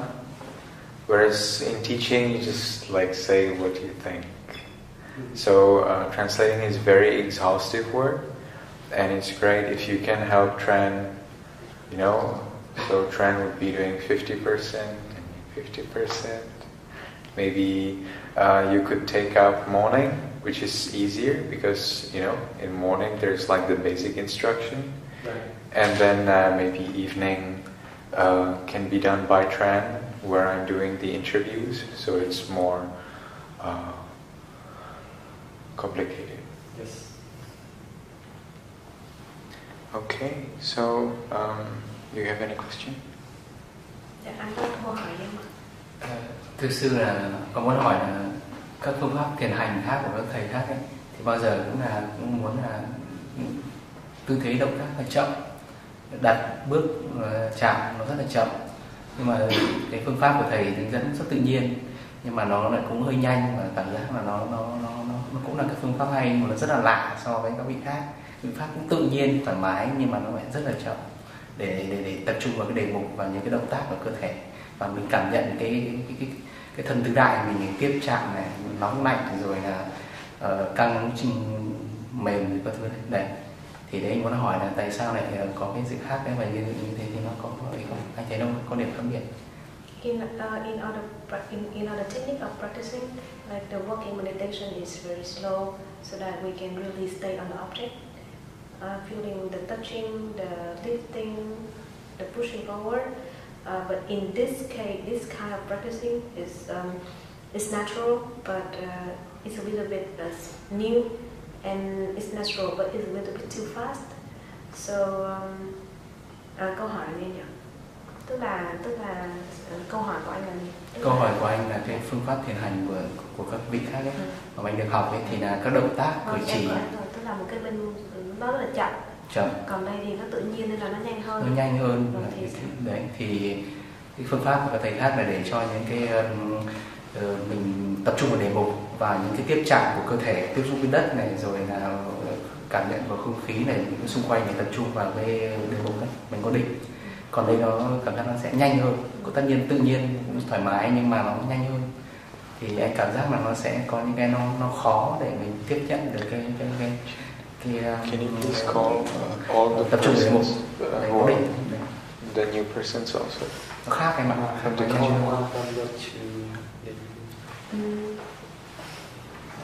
How many are there? Only one left. Only one. I think some of them are here already.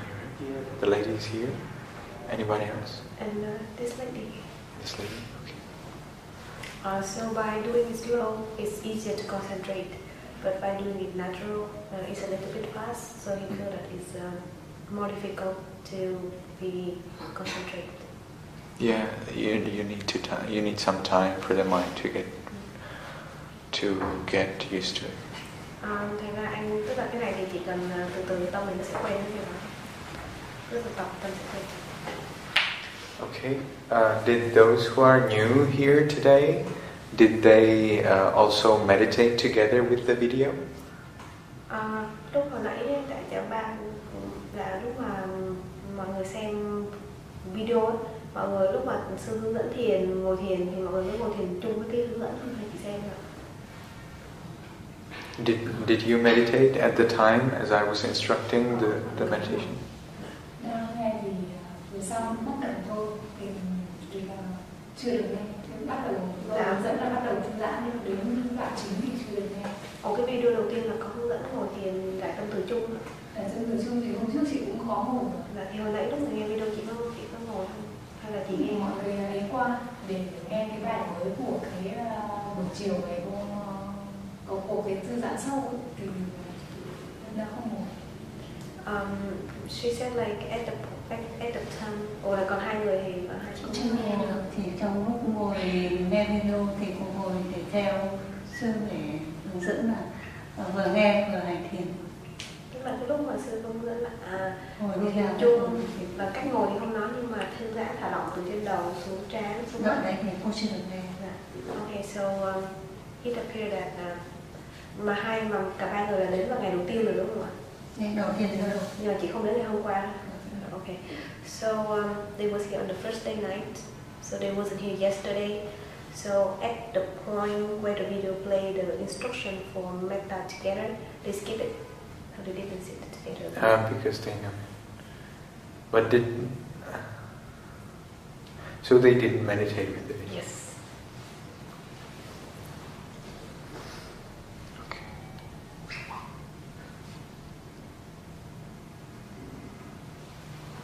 So next time when we play the video, we need to remind them that at the time when I'm instructing meditation, they should also meditate. Sure.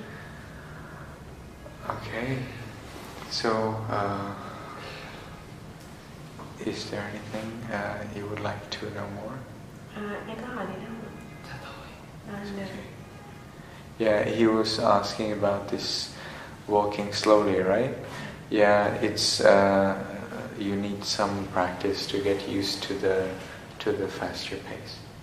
Anh tức là tâm mình, tức là anh đi tự nhiên một thời gian, tâm anh sẽ quen với cái việc là định tâm khi mà mình đi một cách tự nhiên.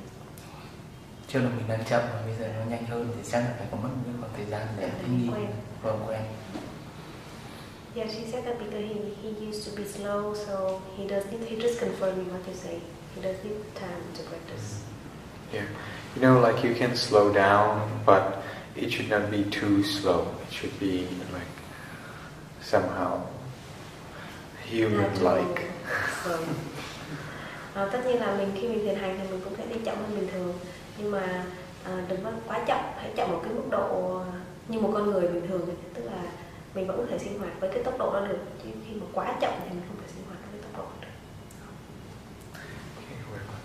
What did you do in your meditation? Hồi xưa hôm nay mình cũng thực hành theo sư dạy, tức là đầu tiên là thư giãn từ đầu chân, lúc ngồi thiền, và sau nữa là có vài tâm tư. Nhưng mà hôm nay thì về phần thư giãn, phần cơ bụng không thể điều chỉnh.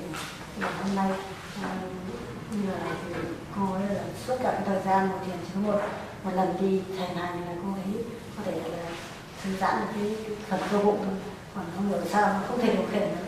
Tức là mình cảm nhận rõ ràng là cái cơ bụng mình nó đang tăng nha, mà mình không thể điều khiển được. Đây là cái thứ nhất. Cái thứ hai là nhưng mà khi cô cảm thấy căng đó thì cô có tiếp tục ở trên đó hay cô đi tiếp? Cô lại đi tiếp. Thế nhưng mà khi vẫn cảm giác là nó vẫn cứ bị cái đó, nó bị ảnh hưởng đến mình.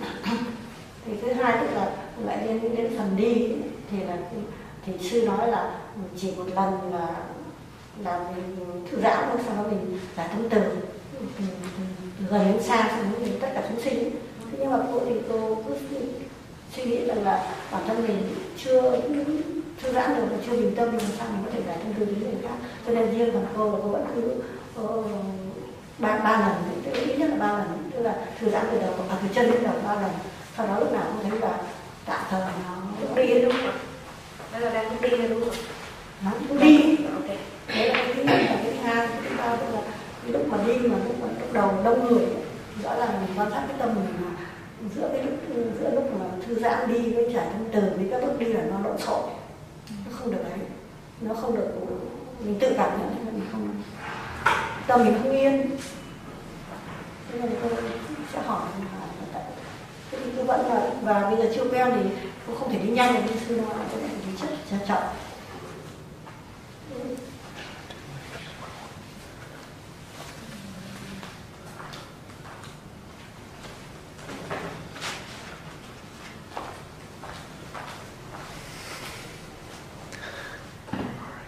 So when she sits, she practices relaxing the muscle from head to toe, just like you instruct.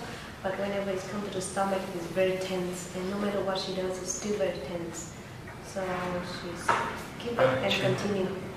Do you remember the 2 young ladies? And one of them doesn't have clock. We need to give her a clock. The clock that I use.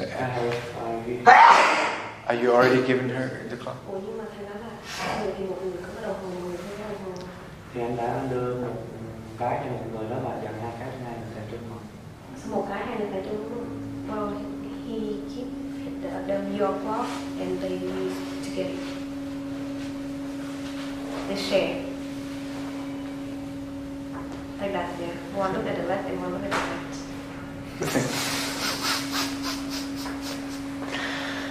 Okay. So she continued, and it's harder when she doing the walking meditation. Walking meditation is instruct you relax from up to down, up, down to up once, and then start sharing metta.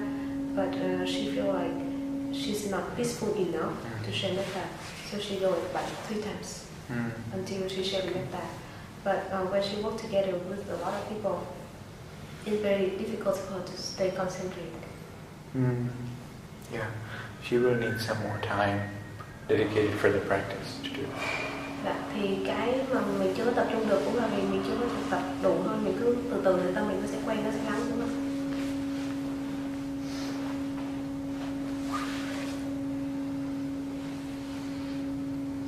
Do you have any question? Dạ, câu hỏi của mình là ví dụ như là một khi cô đang suy nghĩ rằng là muốn hỏi tức là biết những cái khóa thiền ở đây mình các cô tham gia mình chỉ có 7 ngày, nhưng mà nó tức là rất là nhiều vấn đề là thiền thư giãn này, xong rồi giải thích này, xong rồi là đến mà thì lại bán tâm. Đối với những người mới như các cô đó cũng là vấn đề mới. Thứ hai nữa là có những lúc mà sư giảng đấy thì nó cũng chuyên qua phiên dịch thì các cô nghe nó không rõ, cho nên là các cô cái nhớ cái thứ tự mà cái kỹ thuật thiền để cho là nắm vững. Thế thì sau này khi mà mình về nhà mình hay là bây giờ hàng ngày mình về nhà mình muốn tập lại thì có thể là mình lại tập sai thì nó sẽ là nó sẽ là cái kết quả nó không như là mong muốn, thì sẽ xử lý như thế nào? So there are a lot of them and very new to this kind of practice. So in the retreat is only six days. So and sometimes they cannot remember or hear the instruction very clear.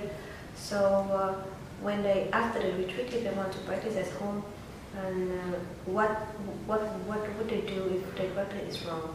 Like, is there anything to remind them about the method, the technique?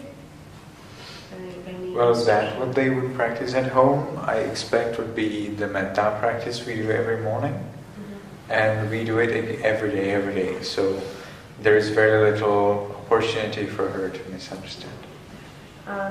Thiền sư nói là khi mà mọi người tự thực hành tại nhà thì tại giai đoạn này thiền sư chỉ mong rằng mọi người thực hành đại tâm từ thôi, đại tâm từ từ ngày này qua ngày khác, và nếu mà chỉ đại tâm từ thì cũng không dễ để mà nhầm lẫn được, cũng không dễ thực tập sai. Any more questions? Dạ, cô có hỏi có hỏi. No, sorry. Okay, so what did you do in meditation? Thưa sư, con cũng riêng cái thiền ngồi thư giãn và giải thân từ thì cũng có lúc con cảm thấy an lạc, nhưng mà cũng có lúc không được bình an lắm. Thì giờ hôm nay thì cũng hơi có lúc nó cũng hơi bị phóng tâm. Thì khi phóng tâm thì con lại biết là phóng tâm thì lại quay trở lại đấy, lại thực hiện theo cái lời chỉ dẫn của sư. Nhưng mà riêng về cái phần thiền hành ấy thì hôm nay con mới là lần đầu, ngày hôm qua con không được sư hướng dẫn, cho nên là con cũng muốn là sư hướng dẫn lại cái chỗ thiền hành tí cho nó rõ ra. Vì cũng hỏi các bạn tôi, nhưng mà nói chung là con cũng muốn là sư hướng dẫn lại cái thiền hành một tí. Rõ. Dạ vâng, cô cho hỏi hôm qua lúc mà thiền hành là con có lúc mà thư hôm qua con không đi. Hôm qua con không đi.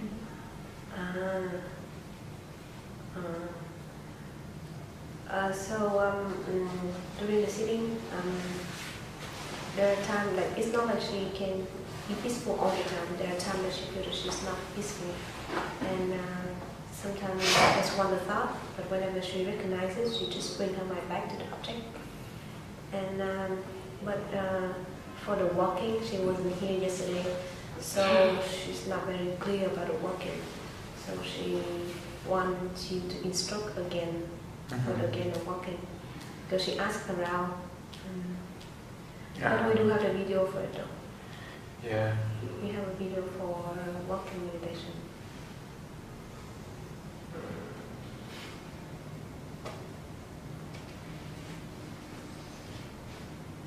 Okay, so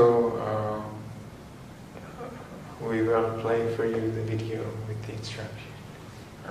Vì hôm qua trợ giảng của sư có quay lại cái lúc mà sư vẫn thiền hành từ đầu đến cuối luôn á, thì chắc là cô sẽ lại. Cô chưa xem cái đoạn này. Vâng, thì chút nữa bọn con nói cô xem. Any question? Con có câu hỏi nhưng mà con có câu hỏi là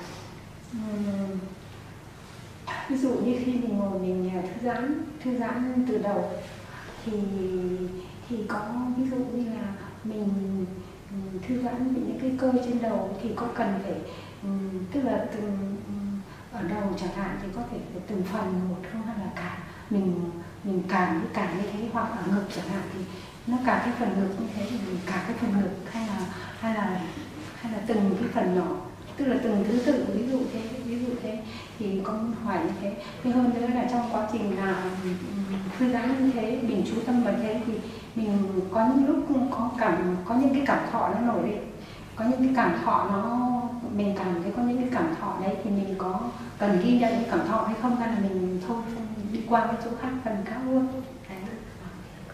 So when she relaxes, for example, the top of the head or the chest, does she have to like really specific, distinct every single part of the top of the head, or every single small part of the chest, or is an area in a whole?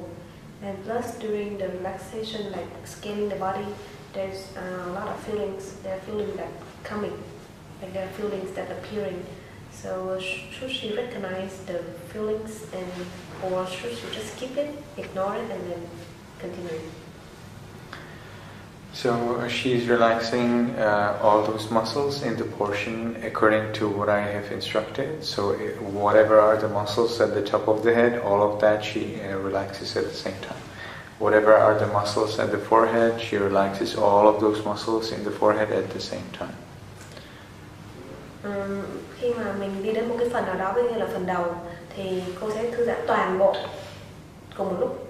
Cũng chán cũng vậy, tức là toàn bộ các cơ nào mà nó thuộc về, cô nghĩ là nó thuộc về chán thì cô sẽ thư giãn nó toàn bộ như vậy. And she doesn't observe feeling, she observes the nature of her muscles as pieces of flesh. So she is contemplating on the flesh as not hers, as out of control. Khi mà mình quan sát ra, khi mà mình thư giãn cơ thể là mình không có, đề mục của mình không phải là cảm thọ, mà đề mục của mình là quan sát cái cơ này, như quan sát cái bản chất thật của cái cơ, chỉ là một đống thịt thôi, và mình sẽ, nó không phải là của mình và mình không có kiểm soát nó được, tức là mình quan sát cái sự thật đó chứ không phải là quan sát cảm thọ của cơ. Is that clear? Dạ, nó rõ. Câu trả lời của sư có rõ chưa? Any more questions? Con có câu hỏi nào nữa không ạ? No. So what about you? What did you do in meditation? Thưa sư, thì hôm nay con cũng thực hành theo những lời dạy của sư, thì con cũng an định được, nhưng mà có những cái lúc mà con cũng hay bị những cái tác động của những cái tiếng động ở trong phòng mẹ, tiếng động của ho hoặc là tiếng động của mọi người thì làm cho con nó lại bị sao nhãng. Thì lúc mà sao nhãng đấy thì con vẫn nhớ là con đang nghĩ đến đâu rồi, thì con có tiếp tục hay là con lại phải quay lại từ đầu, và chẳng hạn như là đang bắt đầu từ đến bụng rồi thì lại bị tác động một tiếng khác, thì con vẫn nhớ là con đang đến bụng, thì con có quay lại từ trên đầu hay là con lại đi tiếp. So today, according to your instruction, she get a little bit more concentration, but she still get distracted by the sound around, like someone sneezing, someone coughing, and by that her mind is distracted. So, for example, if she's scanning from the top of the head into the abdomen, and then she distracted, so she continue from the abdomen onward, or she's gonna get back to the top of the head. If she remembers where she was distracted, she continues. If she doesn't remember, then she goes from the beginning. Nếu mà chị nhớ thì chị đi tiếp từ cái chỗ chị nhớ, còn nếu chị không nhớ thì chị đi từ đầu. Tức là nếu chị biết được là chị bị, tức là đến bụng tự nhiên chị sao nhãng thì chị đi từ bụng tiếp. Còn nếu chị không nhớ là chị đi đến khúc nào mà sao nhãng thì chị đi từ đầu. Any other question? Dạ, chị có câu hỏi, chị có hỏi. Did you try to radiate the loving kindness? Chị có trải tâm từ được không ạ? Tức là chị có trải tâm từ được cho chúng sinh không? Yes. And did it work for you? Were you able to concentrate? Mà chị có cảm, tức là chị có định tâm được không? Và chị có cảm nhận được là mình có cái tâm từ cho chúng sinh? Có lúc thì có, nhưng có lúc thì cũng chưa làm được. On and off. It's like sometimes yes, sometimes no. That's good. Này, cho con hỏi là thế hàng ngày sau những cái đợt thực hành ở lớp này thì về hàng ngày thì mình cứ bất cứ công việc gì mình cũng suy nghĩ đến để mình giải tâm từ liên tục trong cả ngày ạ? Hay là chỉ có lúc mình thiền hành thôi? Lúc mình tập thiền. Em không hiểu cái khúc là bất kỳ công việc gì mình cũng phải tâm từ, tức là trong các hoạt mình động hàng ngày đang làm việc hàng ngày. So after this retreat for the daily life, should she share metta in every single activity that she does, or she only share metta whenever she decided to sit down for meditation? Like during the retreat? No, after the retreat. After the retreat? If she radiates metta in all her activities, she might not have enough space in her mind to pay attention to the other things. Nếu mà mình tập trung vào rải tâm từ trong lúc mà mình làm việc đó chị, thì tâm mình nó sẽ không có làm việc được. Ý là tâm mình nó không có khoảng trống để mà làm việc được, bởi vì khi đó cái tâm mình đang đặt trên đề mục là tâm từ. It's more about the attitude and wisdom.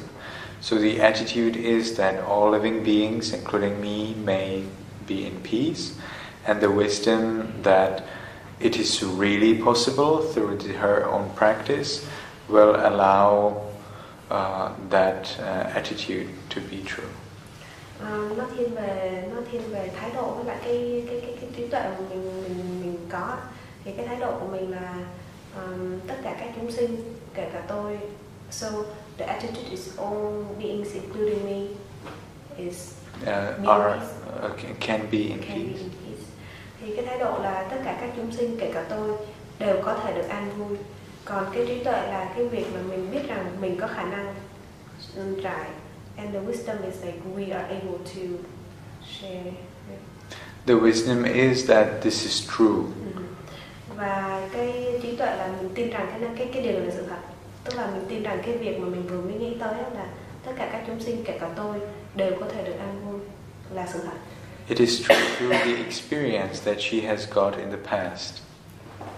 Mình biết đó là sự thật thông qua cái kinh nghiệm hành thiền mà mình đã có được trong quá khứ. So in the past means during a meditation retreat where she was able to radiate loving kindness in meditation to all living beings. Cái kinh nghiệm trong quá khứ, Thiền sư nói là cái kinh nghiệm khi ở trong một khóa thiền, chị có cảm giác là chị trải được tâm từ cho tất cả các chúng sinh. Thì từ đó chị biết rằng chị có thể làm được việc đó. Và cái thái độ là tất cả các chúng sinh, kể cả tôi, đều có thể được an vui. So now she is training herself in developing loving kindness for all living beings in meditation, and later she will use that experience as wisdom for the right attitude.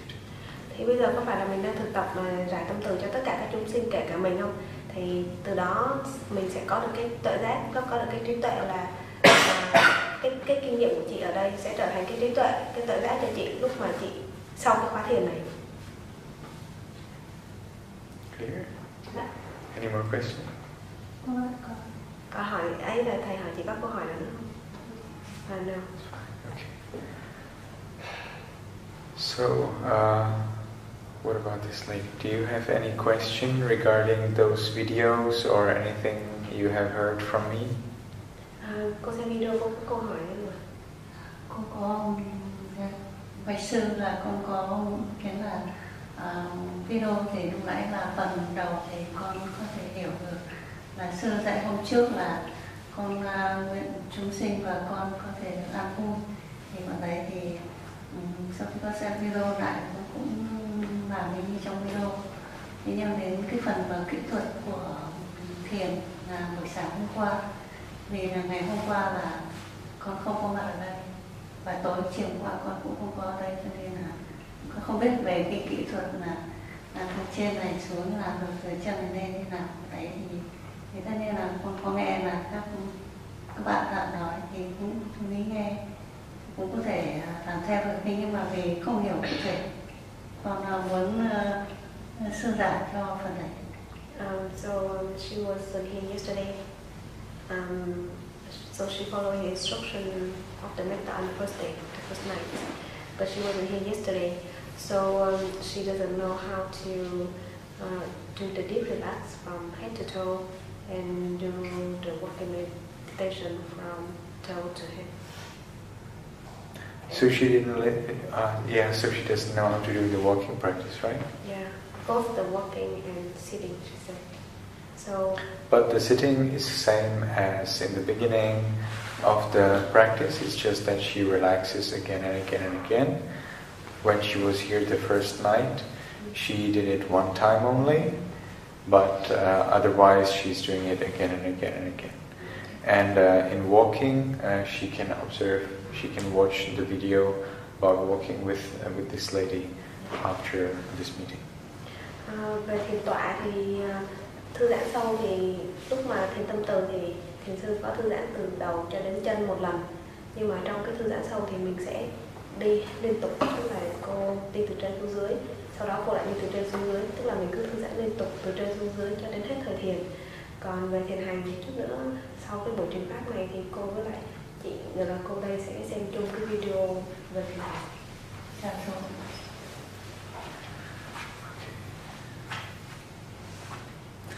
So does this? Do you have any question regarding the?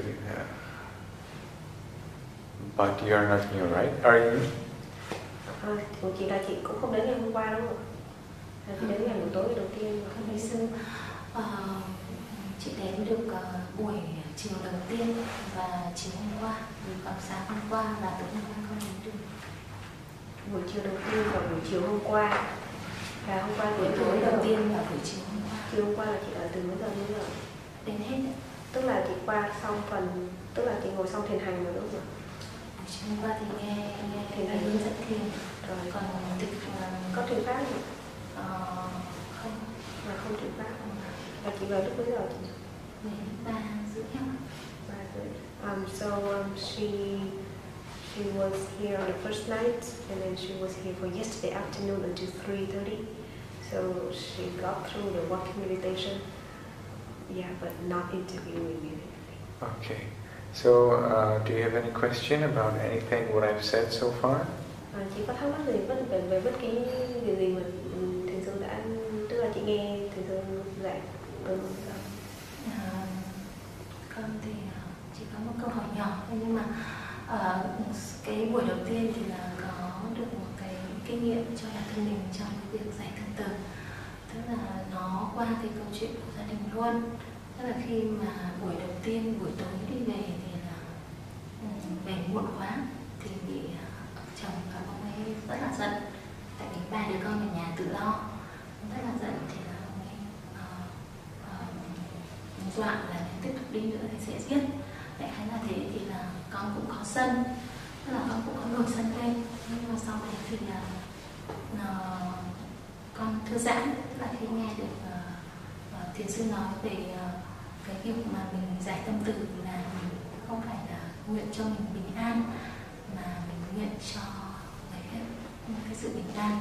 Thì sau đấy thì con có trao đổi nhắn tin bằng theo cái cách đó, tức là nguyện cho chồng mình. Thì sang ngày hôm sau thì anh ấy xuôi, và con hiểu ra được một cái thực tế như vậy. So she got the experience from the metta on the first day. So she got home late on that day. So her husband is really angry and said that he's going to kill her if she continues. Then at first she had aversion and she's very angry toward her husband. Then she relaxed and she remembered that in the metta, it's not like we wish for ourselves to be peaceful, but we wish for being to be peaceful. So she started talking to him, like by texting, by messaging, and with that kind of attitude of wish that he can be peaceful, be in peace, and the next morning he's like changing attitude. So what did you say? Okay, I will not kill you. Xong rồi chồng chị nói gì? Thì con nói chưa hết, tức là khi mà sau cái sự việc hôm qua thì con hiểu ra được rằng là tại vì mình trước đó mình đã làm cho chồng mình sợ, và con có nói ở trên Facebook hoặc là thỉnh thoảng thể hiện rằng là mình mong muốn có một cái ý định là muốn đi xuất gia, thì là có lẽ là vì cái nỗi sợ đấy cho nên là chồng cấm cái việc đi chùa. Thì sau đấy khi mình giải tâm từ thì mình hiểu ra rằng là mình cần phải thương chồng mình, chứ mình không phải là bằng cái cách dọa dẫm như vậy nữa. Thì sau đấy thì mình trong cái nhắn tin thì mình thể hiện được cái việc mà giải thích rằng là rõ mình đi cái khóa tu này là để cho mang lại cái sự hạnh phúc cho gia đình, tức là cái tình cảm vợ chồng hay là cái hạnh phúc gia đình tốt hơn. Thì là từ đấy thì là coi như là chồng không có thái độ cứng rắn nữa, rất là vui vẻ, bình thường chứ. So because she threatened her husband that she would ordain. So her husband is kind of scared. What is it? Scared. Nước mật ong. Mật ong pha với cả nước ấm. Honey water. Honey with water, right? Yeah, with water, warm water. Có được. So her husband is scared of, like, whenever she go to retreat, he afraid that she's gonna be gone forever. So he's scared. So she basically understand his fearsome, and she explained to him that she coming here learning metta to be able to improve the relationship between them, and by that he be assured and he become okay, go. So he allowed her to come again. Yeah. That's why she's here. That's nice. So, do you have any more questions? Chị có câu hỏi không? Con thì có một cái câu hỏi nhỏ là khi thiền hành thì con bị một cái chứng đau chân, thì đi được một lúc thôi, khoảng tầm 5 phút thì sẽ rất là đau. Thì con nên tiếp tục cố gắng là đi và theo dõi cái cơn đau và mình tập thư giãn, và vừa theo dõi cơn đau vừa tập thư giãn, hay là mình sẽ dừng lại. Thì là hai cái buổi tập thiền hành thì con đều phải dừng giữa chừng, không tiếp tục được với chân đâu. So her leg is painful. So during the walking it's very painful. So whenever it's painful, what should she do? Like she should stop. How is the leg painful during walking? Chị đau khúc, chị đau như thế nào mà đau chỗ nào? Đau ở đùi, đầu gối. Thigh and knee. Why are they painful? Did she have an injury in the past? Chị có vấn đề ở chỗ đó không? It's a disease, yeah. She has problem with her thigh and her knee. So it made her painful to the extent that she couldn't continue walking. Like she had to stop in the middle of the walking meditation. And what did she do? Khi mà chị dừng lại chị làm gì ạ? Khi mà con dừng lại thì con vẽ con đi ra ngoài để thiền được. She just left the meditation hall for a little bit. Like after she was painful and she couldn't continue working together with everyone, she just left the meditation hall.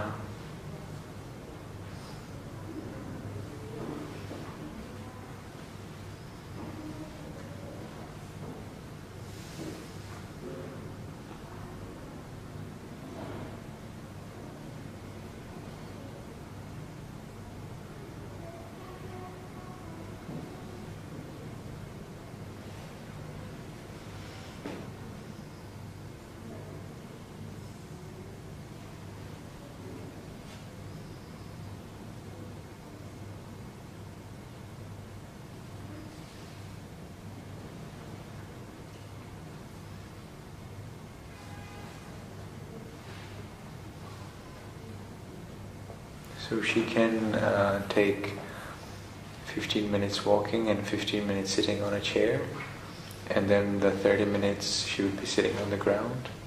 Is the leg painful when she's sitting on the ground? Khi chị ngồi thiền chân mạnh, ngồi thiền như này thì chị có bị đau. Đúng. That's great. So would it be okay, like 30 minutes sitting on the ground, 15 minutes walking, 15 minutes walking and sitting on the chair? Vậy giờ chị chia này như tức là 15 phút đi thiền hành, 15 phút ngồi thiền trên ghế và 30 phút ngồi thiền dưới mặt đất. Tức là 30 phút ngồi thiền dưới mặt đất thì vẫn chung. Còn nửa tiếng mọi người đi thiền hành thì chỉ đi thiền hành 15 phút, rồi sau đó đau chân thì ngồi thiền 15 phút trên ghế. You can keep a chair at one of the two ends of your walking path, and when you feel uncomfortable, you simply sit on it. Chỉ có thể để cái ghế ở một trong hai đầu đi thiền hành ấy, thì cứ cảm thấy khó chịu thì mình cứ ngồi xuống. Yeah, and if somebody tells you that you should be walking, just say that the teacher told you that you can sit. Còn nếu ai mà hỏi, tức là nếu có người nào nhắc là đi thiền hành thì chị nói là đây là tham vấn thiền sư nội, thiền sư. Do you have any other question?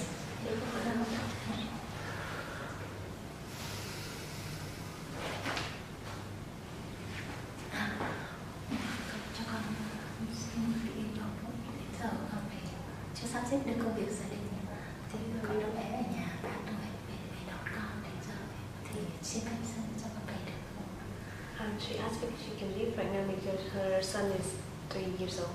Yeah. Thế đi.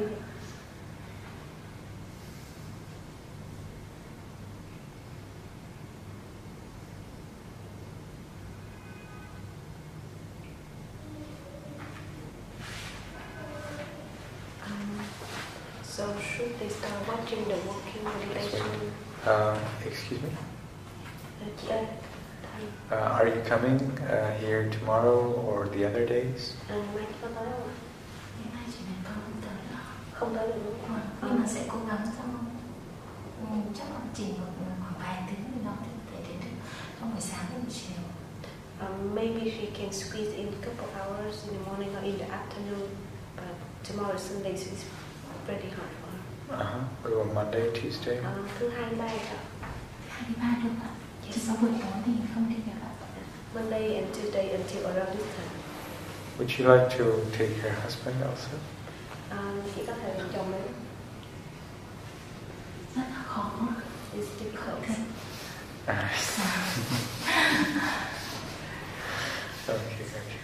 I think the practice which we did together at night, the first night, is the best thing she can practice every day in the morning and in the evening to preserve her peace and peace in her environment, not just her family. Thì tôi nghĩ là cái phương pháp ngồi thiền mà lại tâm từ mình làm buổi sáng chung với nhau ấy, thì chị nên làm vào buổi sáng và buổi tối để hoạt động trước tiên là giữ cho mình cái sự bình an, rồi cho cái không gian xung quanh mình được bình an.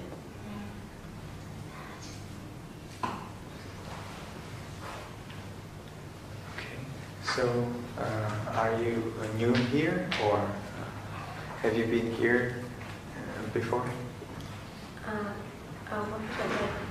They done, so can we start watching the walking meditation like these two ladies, so that after that they can join and have time to practice the same, or just like after the interview.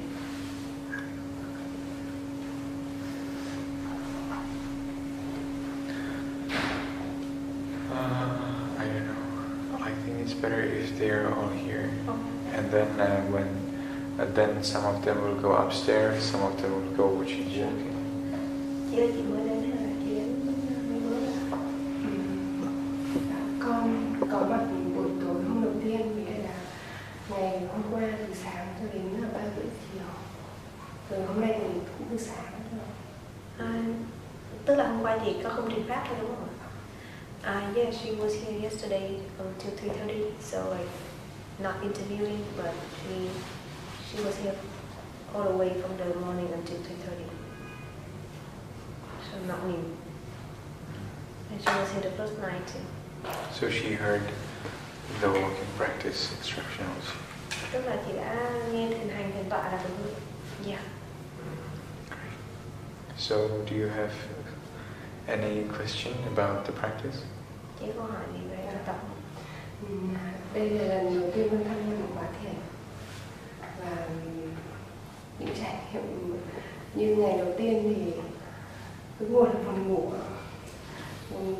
không thể cưỡng lại nổi, nhưng mà đến ngày hôm nay thì khá hơn rất nhiều. Ngày hôm nay thì gần như là không buồn ngủ. Đây là lúc ngồi thế nhưng mà về tâm thì mình cũng chưa có tĩnh được nhiều ấy. Cũng có trải tâm từ, nhưng mà cái khoảng thời gian khi mà ngồi thì chắc là chỉ được khoảng 5-7 phút thôi. Còn khi mà thiền hành thì khá hơn một chút, là được khoảng 10-15 phút. Còn lại thì trong thời gian giờ này cũng có nhiều việc ấy, khiến mình suy nghĩ nên thành ra là tâm trạng là cũng bất an. So on the first night is very bad, like she feels drowsy all the time. But since the second day it started getting better, she almost like not sleepy at all. In the she can share metta for 7 minutes, about 7 minutes, and in the walking about 10 to 15 minutes. Sharing metta. But does vậy chỉ có câu hỏi không ạ? Vậy cũng có một số câu hỏi thì mình cũng đã hỏi rồi, nhưng mà có một cái là ví dụ như là khi mà lúc mà thiền hành ấy, lúc mà đi như ngày đầu tiên ấy, thì cả mình cứ chú trọng là mình cứ nghĩ đến là gót chân, bắp bàn chân rồi các thứ. Nhưng mà như hôm nay thì mình nghĩ được nó, nhưng mà mình khi mình bước đi mình cảm giác như là thì nó xuyên suốt, nó từ dưới lên trên, từ dưới lên trên. Thế là rồi mình cứ đi theo cái nhịp từng bước như thế, thì như thế là đã có được đúng không? Cái nhịp của từng bước là sao? Có nghĩa là như hôm qua thì mình bước từng bước có khi là để từ chân cho đến đầu là mấy bước, nhưng hôm nay thì là mình tức là nó cứ tự nhiên nó cứ chạy đi đều, tức là cứ bước là nó cứ, và cái nhịp bước của chị với lại cái tốc độ chạy nó có giống nhau là giống nhau. So tức là đi thiền hành.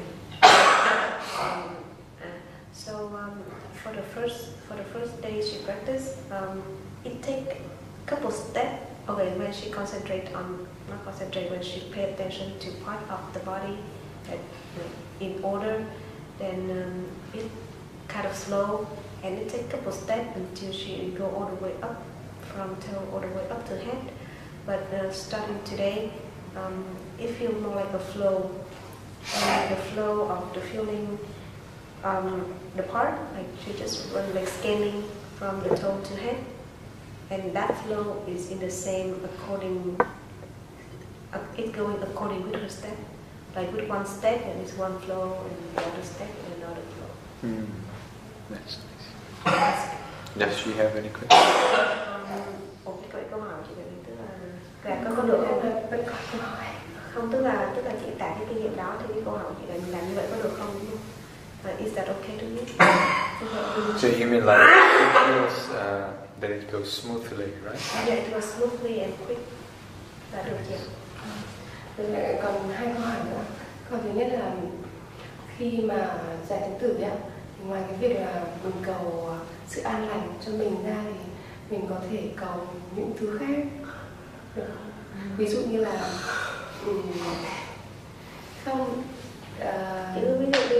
ví dụ như là những cầu cho mọi người khi tham gia giao thông bình an và không gặp những trở ngại gì đó, ví dụ như thế.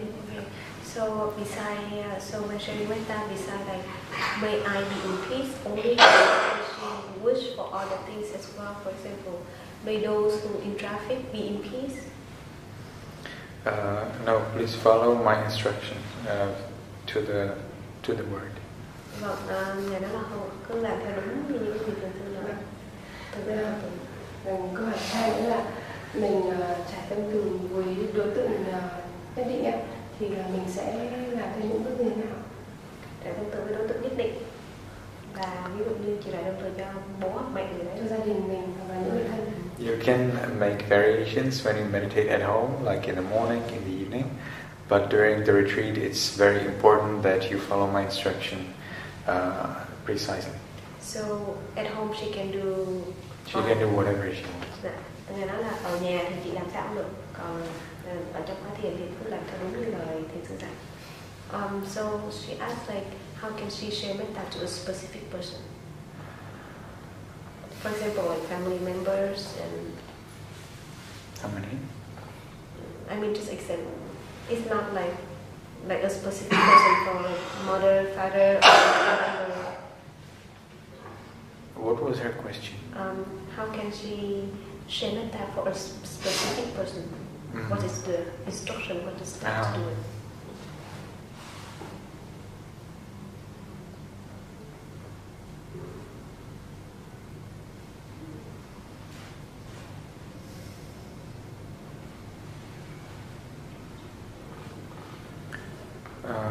But this would be only for her practice at home, right?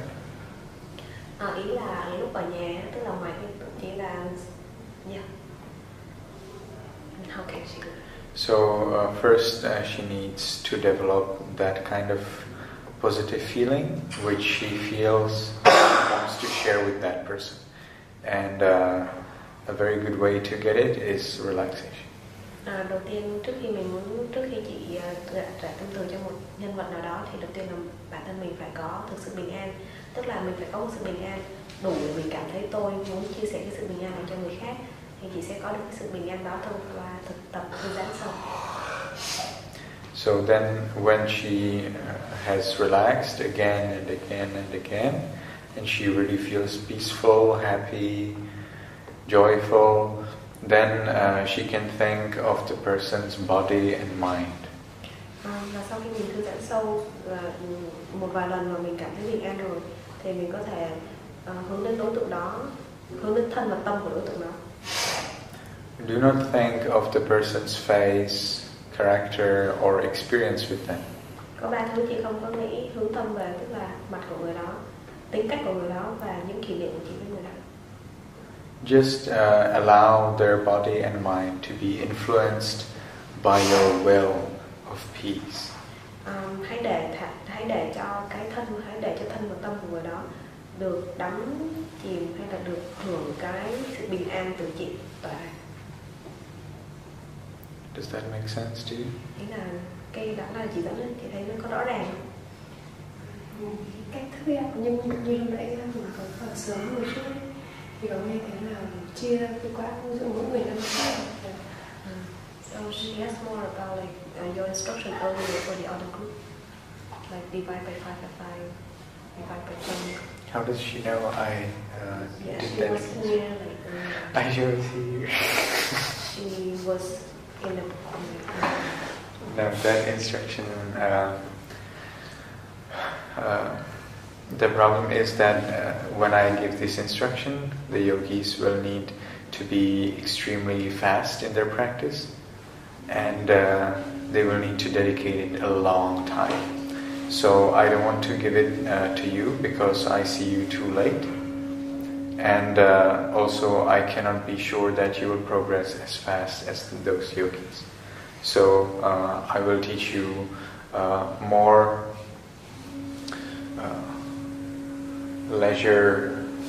leisurely.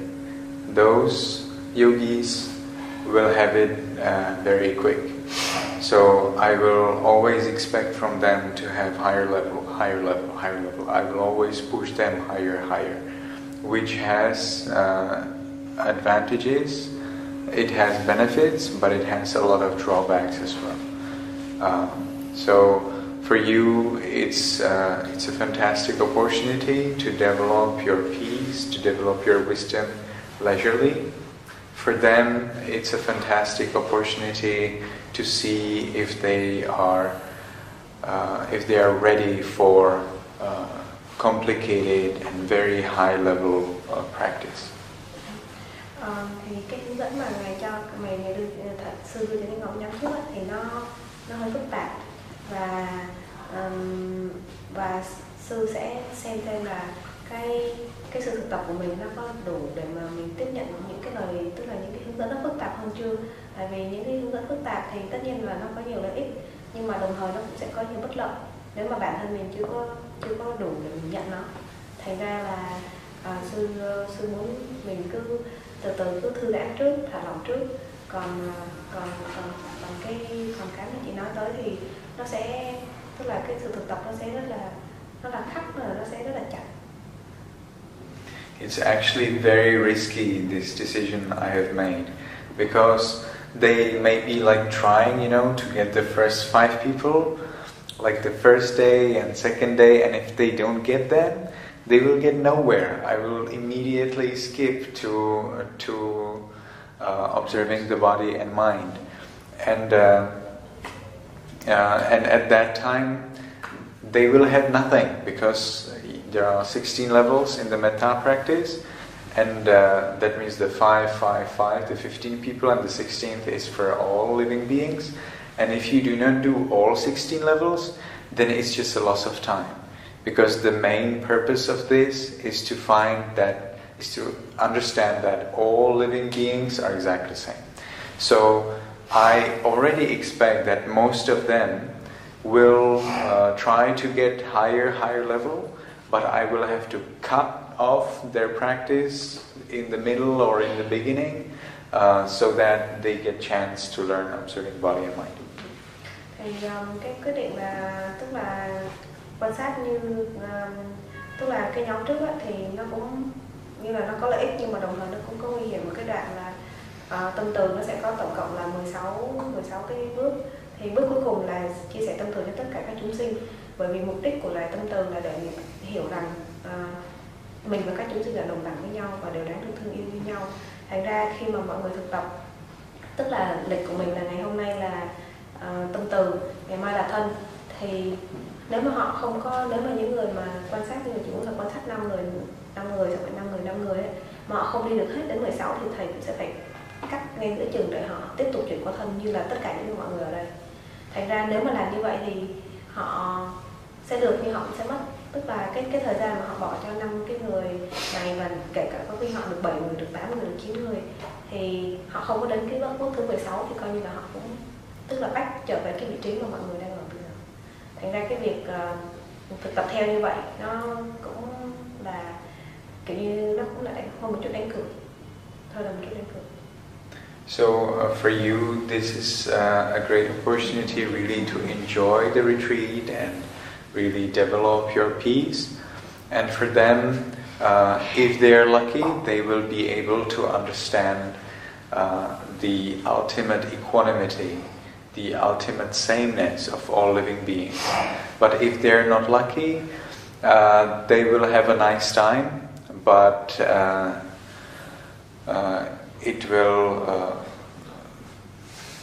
but they will be just cut in the middle. Nên là với mọi người thì đây là một cơ hội tốt để mình làm cho để mình phát triển cái sự bình an cho mình mà sâu sắc và mạnh nhất có thể. Với những người thực tập một cái sự hướng dẫn khác, thì nếu họ may mắn thì họ sẽ đi được xong, tức là họ sẽ trải qua được các bậc của tâm từ, thì họ sẽ hiểu được cái việc là các chúng sinh đồng đẳng với nhau, tức là họ sẽ cảm nhận được từ đó. Nhưng mà nếu không may mắn thì coi như là họ cũng chỉ có là một thời gian hành thiền thì cũng rất thoải mái thôi, chứ không có.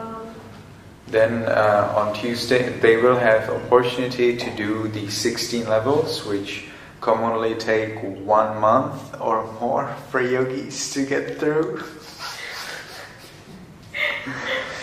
They will have for that 3 days. Not even 2 days, right? And tomorrow is body. Tomorrow, yeah, but including today. That's okay. Today they have quite a number of hours to work. So they will have 3 days. That what usually people need like 1 to 4 weeks, like complete 1 to 4 weeks, 8 to 10 hours meditating every day. They have 3 days meditating around 5-6 hours, if they're lucky. And so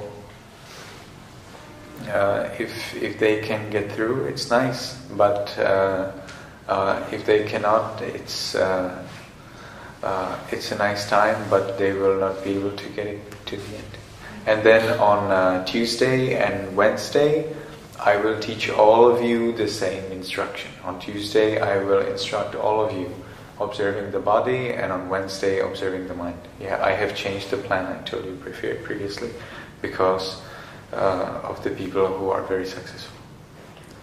Và như vậy thì tức là để qua được 16 cái tầng của thiền, cái bước của thiền tâm từ thì thường là các thiền sinh sẽ mất từ 1 đến 6 tuần. Tức là người nào nhanh thì cũng mất 1 tuần, người nào chậm thì mất 6 tuần. Và đó là trong một quá trình tích cực, tức là trong 6 tuần đó là mỗi ngày ngồi thiền phải, tức là mỗi ngày thiền tập thôi là đã, em nhớ 10 tiếng, tức là 8 đến 10 tiếng, ít nhất là 8 đến 10 tiếng, ít nhất 8 tiếng, nhiều là 12 tiếng liên tục trong vòng 1 đến 6 tuần. Thì ở đây thì những người đó họ có 3 ngày, nên là nếu họ may mắn thì họ đi qua được thì tốt, nhưng mà đó là trong trường hợp may mắn. Còn qua đến ngày thứ 3 thì tất cả mọi người cũng sẽ lại quay trở về quan sát thân, tức là thiền sư sẽ dạy quan sát thân, và ngày thứ 4 thì quan sát tâm, tức là lúc đó thì mọi người lại sẽ học một cái giáo trình như nhau. Yeah. So on Tuesday, Wednesday, all of you will get the same instruction. Nên là vào thứ 3, thứ 4 thì mọi người sẽ quay về quan sát tâm, quan sát thân, quan sát tâm.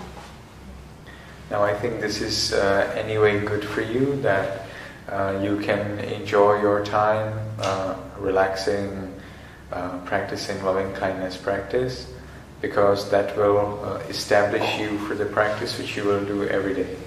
What they do is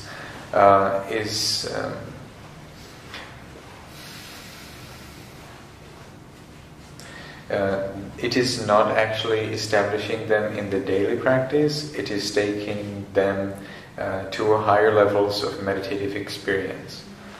Although they can later use those higher levels in their daily life. Nên là cái mà mọi người đang thực tập bây giờ là cái mà mọi người sẽ thực tập, sẽ giữ cho đến cả, tức là trong mọi ngày luôn, tức là trong những ngày về sau. Còn cái mà mọi người đang thực tập ở trên lầu thì nó không phải là cái mà mình sẽ thực tập mỗi ngày, tức là mình chỉ đi qua nó một lần thôi, tức là chỉ đi qua nó một lần thôi. Còn mỗi ngày thì mình sẽ thực tập lại tâm từ cho chúng sinh. Thành ra those of them who will be cut in the middle or in the beginning, they will not be able to use this experience anywhere, because if it is not complete, you cannot use it for anything. Nên là kể cả mình thực tập mà mình đến giữa, mà mình bị cắt ở ngay ở giữa thì mình cũng không có sử dụng nó cho cái gì được. Tức là coi như là về mo.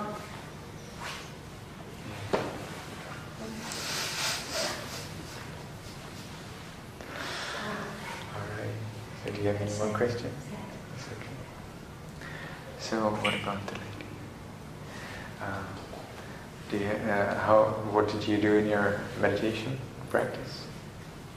Thực sự tức là con trước khi đến với khóa thiền này thì con cũng có bị ốm, thế nên là trong thời thiền cũng như hôm qua hôm nay thì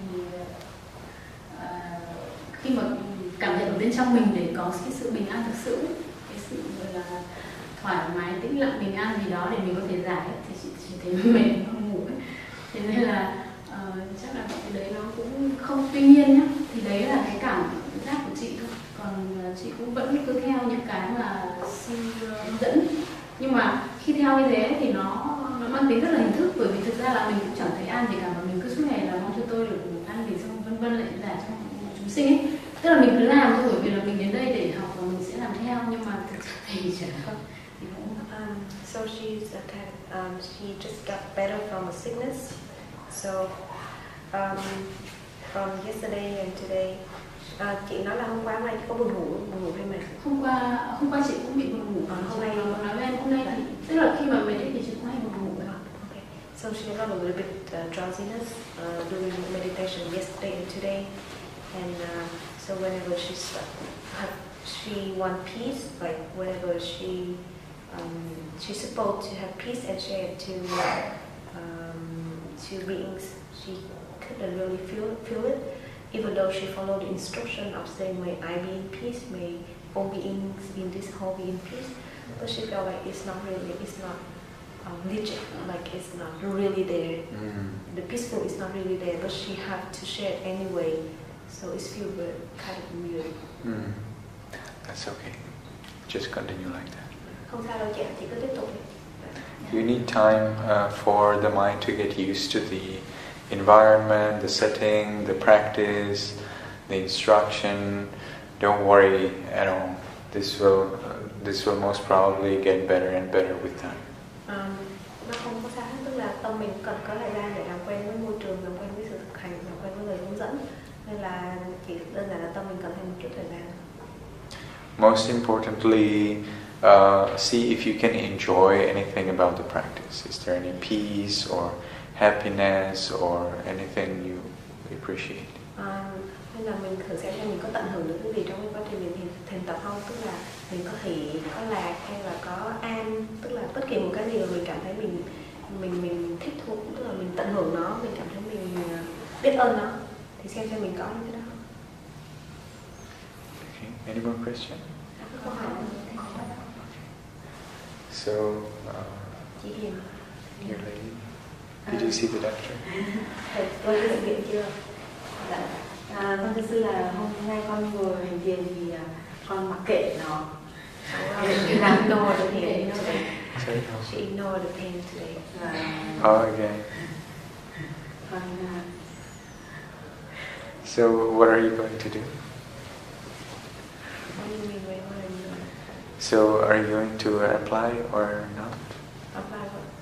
You don't know what happened to her yesterday? I don't know, but she shouldn't apply anything. She should go and remove the teeth. Of course, but she needs to apply for the meeting with the doctor.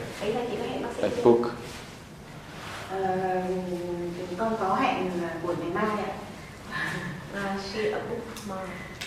She will book tomorrow. Nhà bác sĩ thì là hẹn là sáng mai thôi. But the doctor said She has already booked? Yeah. Ah, that's good. That's good. And she's coming tomorrow early morning? Yes, she's coming tomorrow, but the operation is on morning. On Monday. Tomorrow is Sunday. So no one's working. Yeah, I understand. It's closed. Good. So, what did you do in your meditation?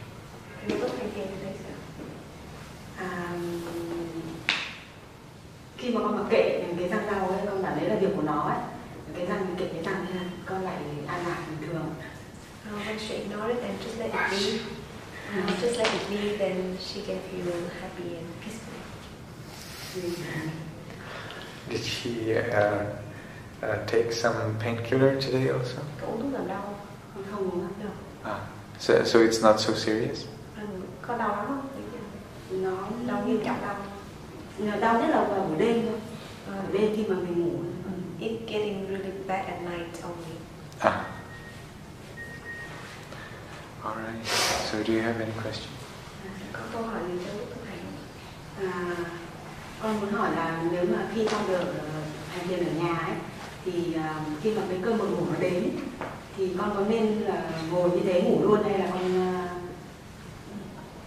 So when she practiced at home and she feels sleepy, should she just sleep in, like just let it like sleep in the sitting posture, or she goes back? Yes, sleep in the posture.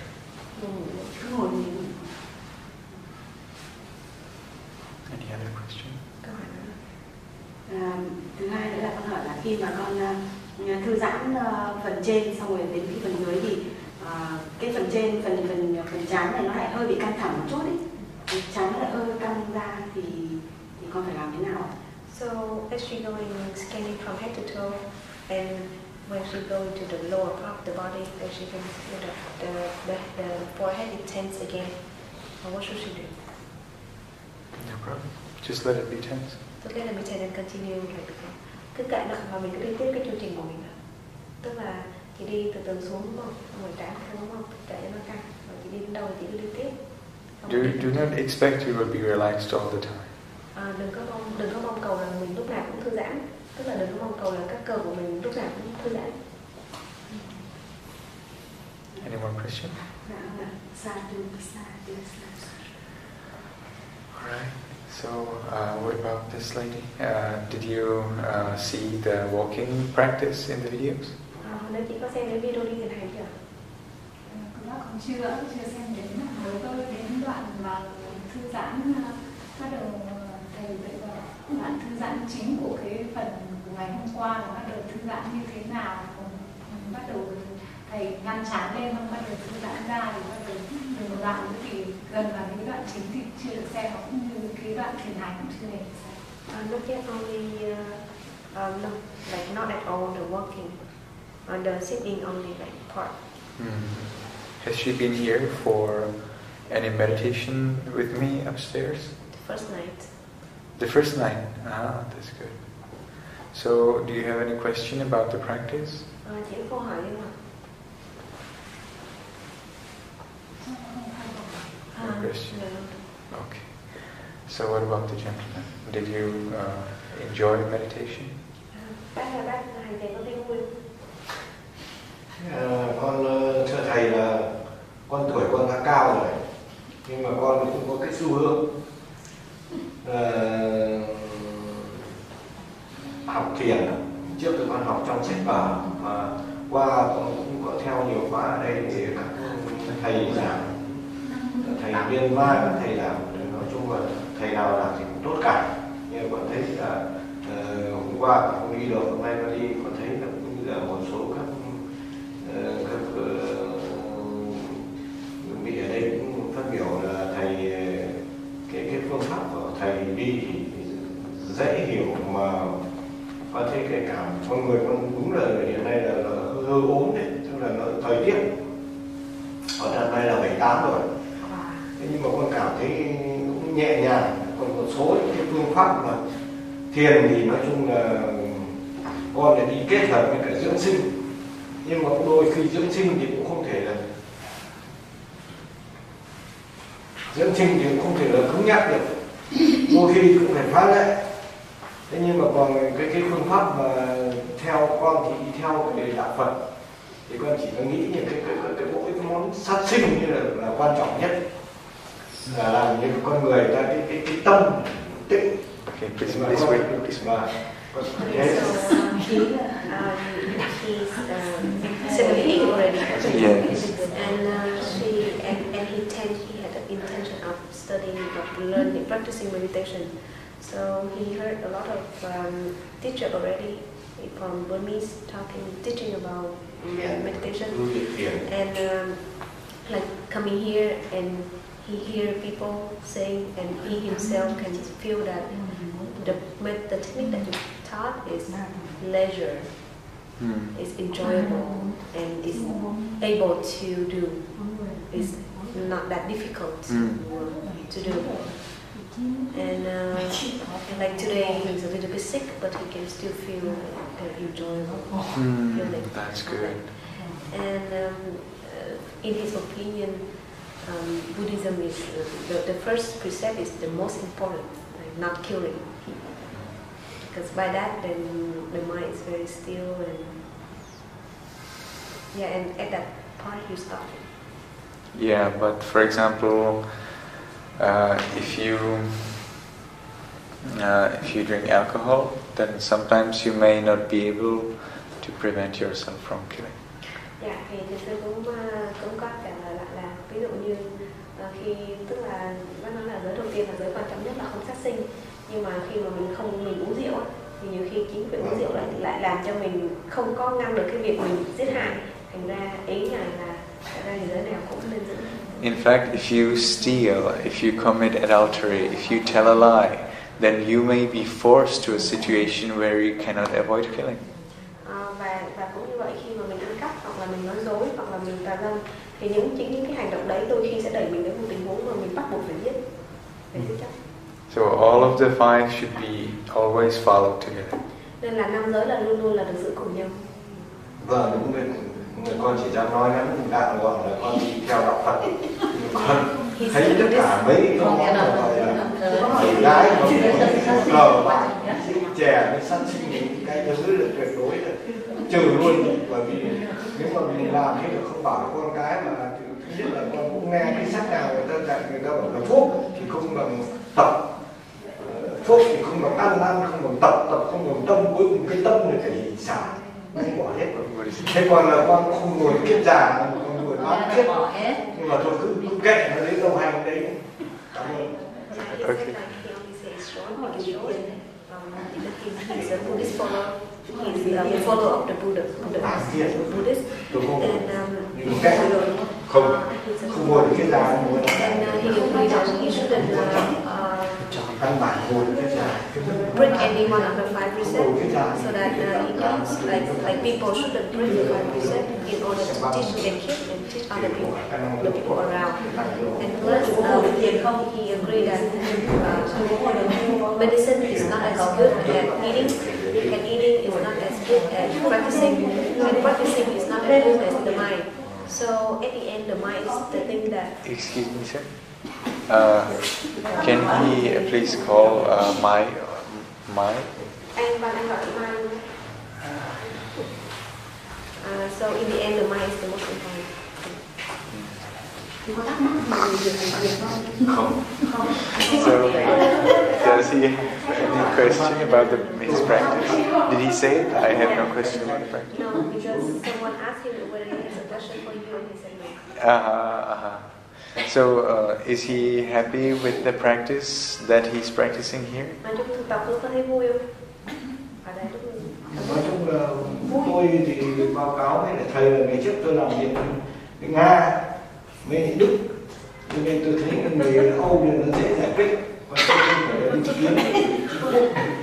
Nói chung là cái nói đấy là khó chơi lắm.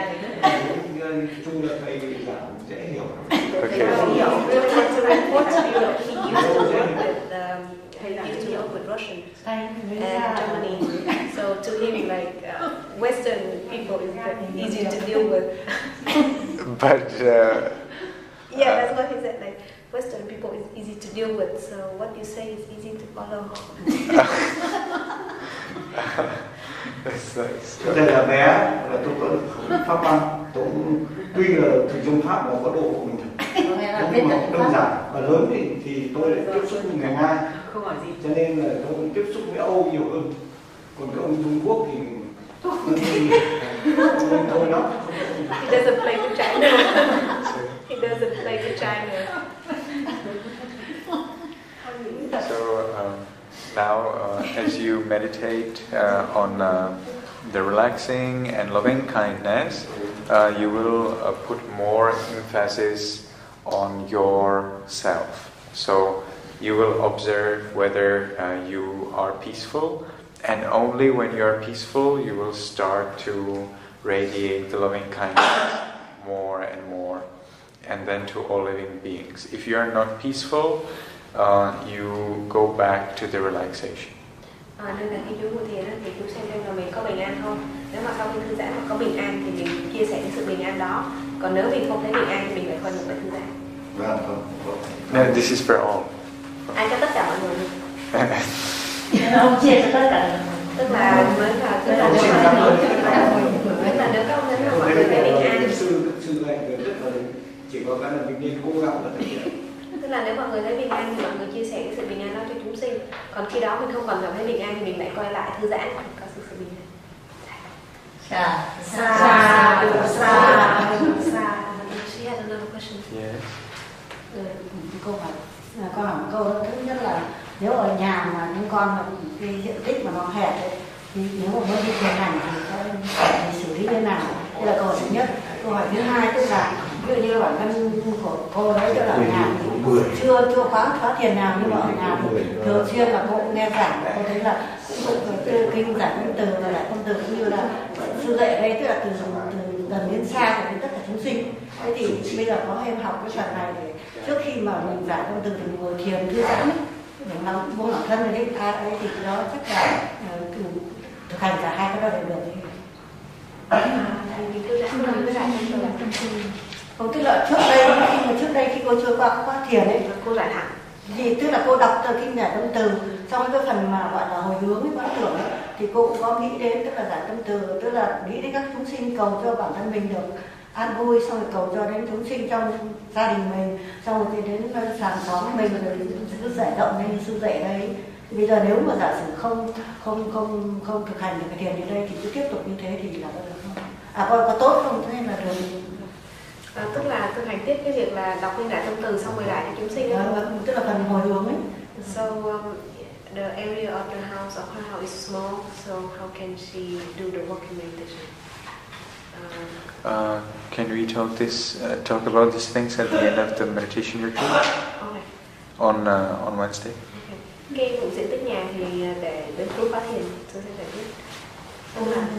Tức là cái việc mà nhà cô nhỏ thì để đến cuối khóa thiền tôi sẽ trả lời. So the second question is she before learning how to relax and stuff and doing the metta, she used to chanting at home the metta sutta. And with the metta sutta, it start like extending the loving kindness to beings. And so, should she continue it? She can do that at home, not here, please. Vâng, được. Đó là cô tụng kinh lại tâm từ của Đại Từ. Okay. So please, you can go upstairs, and we will do Dhamma questions and answers, not the practice. Dhamma questions and answers from 6. So you have time until 6 o'clock to meditate. Bắt đầu 6 giờ thì sẽ có Dhamma question and answer, right? Yeah. Đã có vấn đáp thì nên mọi người sẽ thực tập từ giờ đến 6 giờ. Like about the scriptures, like about Eightfold Noble Path, or the Buddha, or monks, or history of Buddhism. Can you translate? Like, wait, but isn't it like we want to like announce the same thing to the group upstairs? Well, so at 6 you're gonna tell them that you can ask about blah blah blah blah blah, right? Yeah, mọi người. So I will keep here only my and Vàng. My and Vàng will stay here. Now, please tell them. I have no. Dạ chị Mai Vàng giờ lại tiếng Pháp, tại vì hai người chưa tiếng Pháp.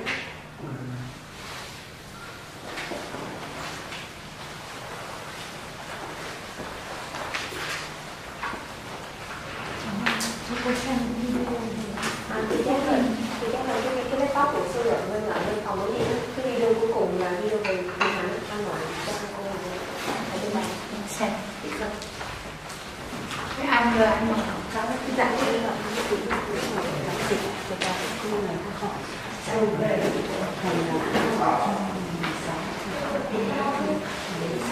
là cô chỉ từ 16 khi ra không cái đấy là có hai con tập thì mình có tập mình sẽ có tâm tức là hiện giờ mình không có chỉ mình cái đoạn đó thì mình không quan tâm.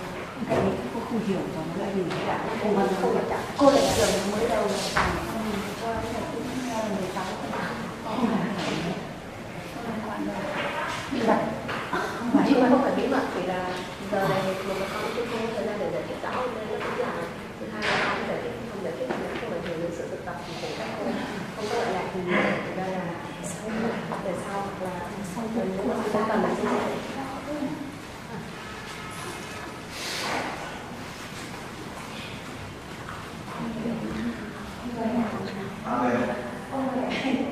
Everything's alright. We need to show the ladies the video. I already told you where the file is and the thing is open. Okay, so you will need to find the portion where I explain walking. Well, it's a separate video. I mean, I'll check, but it's a separate video and.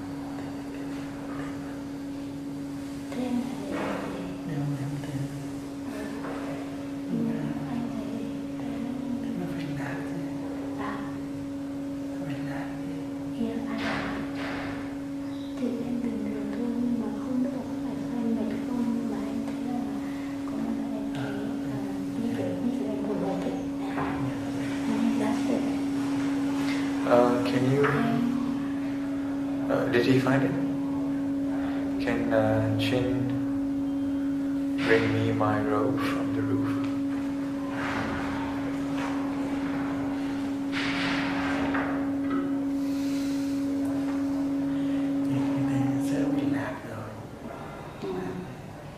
Không có nghĩa là tại vì của em ấy là luôn lúc là khi em nhắm mắt lại là em có cái này. Thế là nát là thế đấy, ngày xưa rất có đấy. Không, nhưng mà có là em cũng rất là rõ ràng, em không buồn ngủ, em hoàn toàn tỉnh táo, là em mở mắt ra là mắt em mở nó. Mở theo sao để sáng được? Mở ra mở một tí thôi chứ. Đấy là cái của nó. Chin, my robe is in the room. On the room.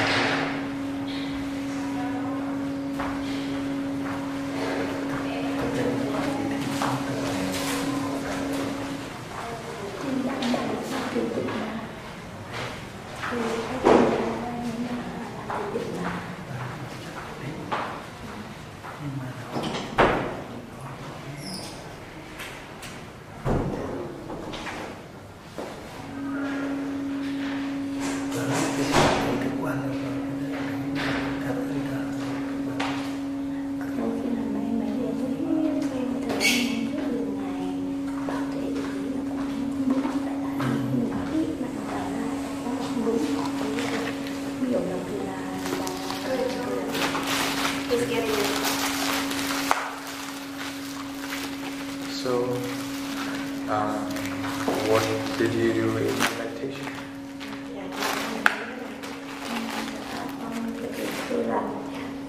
Trong cái lúc ngồi thiền ấy, đó là ngồi hết cả một tiếng luôn và cũng không thay đổi tư thế phụ hay gì hết.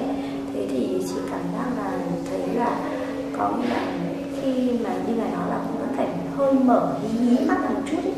Thì khi mà bắt đầu là chị có vẫn có quán tưởng là vẫn là từ trên xuống nhắc xong rồi là bắt đầu là nghĩ về chúng sinh ấy. Thì đại khái là bắt đầu khi mà nhắm mắt ấy, thì là bắt đầu là thực hiện ánh sáng tím. Tức là lâu quên cái bị nhắm mắt thì sẽ thấy mở thấy thì mở luôn. Còn khi mình nhắm thì cũng là ngồi ít thì mình nhắm thì mình mở ra luôn, mở ra theo kiểu hí thì có nghĩa là thì lại thấy nó ở cái đầu như thế này đấy. Thế xong nhưng mà cảm giác là có nghĩa là cái hay là trước đấy kiểu con chị nó cứ gọi điện thoại đi đấy thì mình có thể cái chỗ phần tim nó cảm giác hơi hồi hộp. So when she sick, sometimes she forgot and close the eyes. So whenever she close the eyes, you see the purple light in front of her eyes, and she recognizes it. She opened the eyes and she see the lights in the top of the nose. And before the meditation, like her son, like her kid, kept calling her. So it makes her feel a little bit nervous, like anxious during the meditation. And then anything else? Not yet, just rồi học buổi sáng nữa. Xong thì có là khi sau khi hồi hộp vậy thì chị lại phải hít, kiểu như phải hít thở sâu, mình hít lên xong mình thở ra thì mình lại thấy kiểu như cảm giác là mình bình thường. Thế thì còn lúc mà thiền đi thì cảm giác là tỉnh táo hơn. Thì có nghĩa là mình cảm giác là mình quen như kiểu mình quen với cái bài đấy rồi. Lúc trước là mình vẫn còn kiểu cũng vừa có kiểu là hơi kiểu bám chất về cái việc là ngón đi kiểu có thể là bị nhanh hay có thể bị chậm, nhưng mà tự sau đấy mình cân đối lại thì mình thấy là kiểu như mình thấy là đủ. Có nghĩa là với cái như là nó là bước chân rồi cộng ví dụ như là ngón chân rồi đầu ngón chân rồi ngón chân hay lòng bàn chân rồi cổ chân theo kiểu cỡ một đoạn mà chia ra thì mình cân đối như thế là đủ đấy. Thì for the sitting, she can sit like the whole hour without moving, without changing. For the walking, when she feels anxious and nervous, she take a deep breath, and breathe in and breathe out, and it's getting better.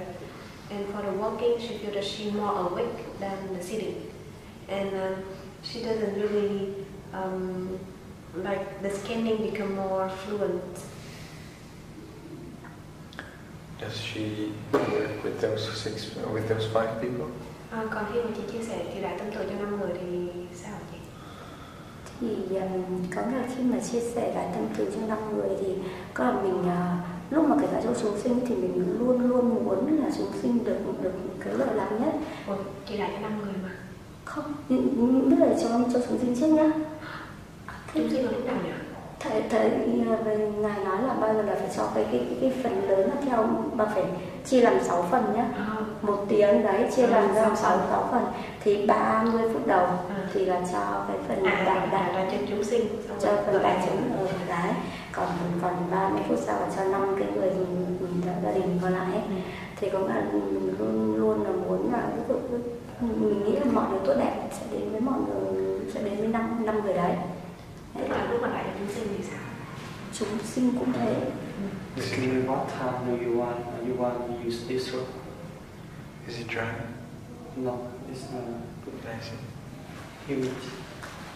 Sao lấy từ sáng mà? Tức là chị cảm giác là chị muốn chúng sinh được an vui, nhưng mà từ người là chị muốn người đó được an vui. Nó cảm thấy là chị có cảm thấy là chị chia sẻ được cái tình thương của chị thảo mạnh. I think this is not bad. Thật ra là mình muốn những cái điều tốt đẹp nhất đến với họ. This path is not joy. 50 phút cho mình, 50 phút để cho 5 người còn lại chứ đây là chắc là mỗi người khác nhau ấy ạ. Như bạn em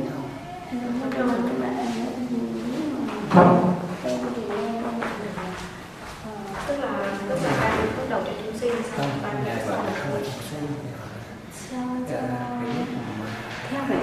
Theo ở trên khóa thiền thì là ngài bảo lúc mà hành thiền chung với mọi người thì mình là giải chúng sinh như mọi người, còn lúc mà mình tập cho mình ấy, thì là mình chỉ 10 phút để cho mình đưa vào cái trạng thái an lạc của mình, thì sau đó là 10 phút sau là người thứ nhất, 10 phút sau là người thứ hai, quay tới người thứ ba, thứ tư, thứ năm là hết 60 phút.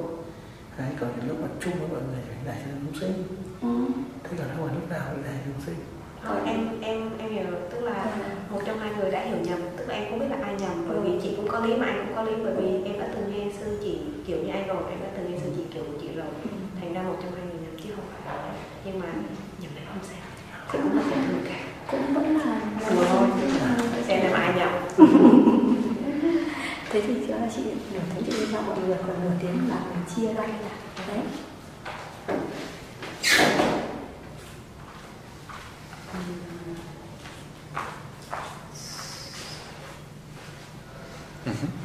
So as I asked her, for 1 hour of sitting and working, she do the first half hour all beings metta, and the other half hour she divided by 6. And by 6? Yeah. No, not by 5. No, herself included, so 6. Okay. So every hour? Yeah, every hour. The first half is all beings, and the other half is divided by 6. And everyone. Every hour she divided it like this to 30. Cả đi cả hồi chị cũng chia có nửa tiếng giống đại chúng, rồi lại còn ngược lại là chia thành 5 phút. Đúng rồi. Yes. Yeah. And she feel that she wished the best for beings, and she wished the best for the 5 people. The feeling of wishing the best for them. Was there any of the 5 where she would have particularly interesting experience? Trong lúc mà lại cho 5 người thì có một người nào nổi bật lên trong 5 người đó không? Có người nào nổi bật lên tức là khi chị chia sẻ tình thương cho cả 5 người á, thì có người nào nổi bật hơn những người còn lại? Tức là chị thương, cảm thấy là chị thương họ nhiều hơn ấy. Thứ là như nhau. Same. So from now on, she will not do the radiation of expanding. She will always separate her 1 hour into 10 minutes, and take the first 10 minutes for herself, and then she will do the remaining 50 minutes for the 5 people, giving each of them 10 minutes. Tức là cả từ giờ phút này, 1 tiếng đồng hồ chia làm 6 phần, mỗi phần 10 phút. 10 phút đầu tiên cho chị, còn 10 phút còn lại là cho 5 người. và chỉ dẫn thì vẫn đi như vậy. Có nghĩa là bây giờ là cả ngồi và cả đi hay luôn, tức thì là hai tiếng. Thì 1 tiếng nhá, 1 tiếng ngồi là chia làm 6 phần nhá, rồi 1 tiếng đi chia làm 6 phần đi chang luôn nha. Thì nhất là 2 tiếng nữa. Kể cả khi chị ngồi nửa tiếng, tức là trong trường hợp chị thực tập ở đây thì chị ngồi 1 tiếng thì chị chia làm 6 là 10 phút, nhưng mà khi mà chị chỉ có nửa tiếng thôi chị cũng chia làm 6 đều nhau. Tức là mục đích của mình là chia thành 6 phần đều nhau. Chia thành 6 phần đều nhau. Em hỏi nhà thêm một chút của chị là có là khi mà có nghĩa là chị ý là chị cứ luôn nghĩ đến vợ ơn trên ấy, thì là bắt đầu mình rất là nhiều sẽ thấy rất là nhiều sóng mà cả ơn trên là không ơn Đức Phật, không ơn Đức Phật, rồi là nghĩ đến các cái bậc tối cao chẳng hạn như là trời đất rồi vũ trụ các thứ đó, là mình biết đâu nó sẽ là vào những ai nói về kể chuyện.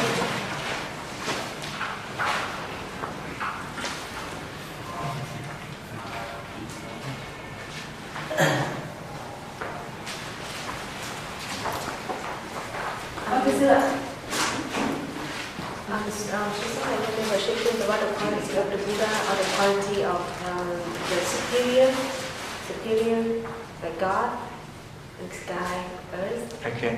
Whenever she think about the quality of superior. What did she think about that?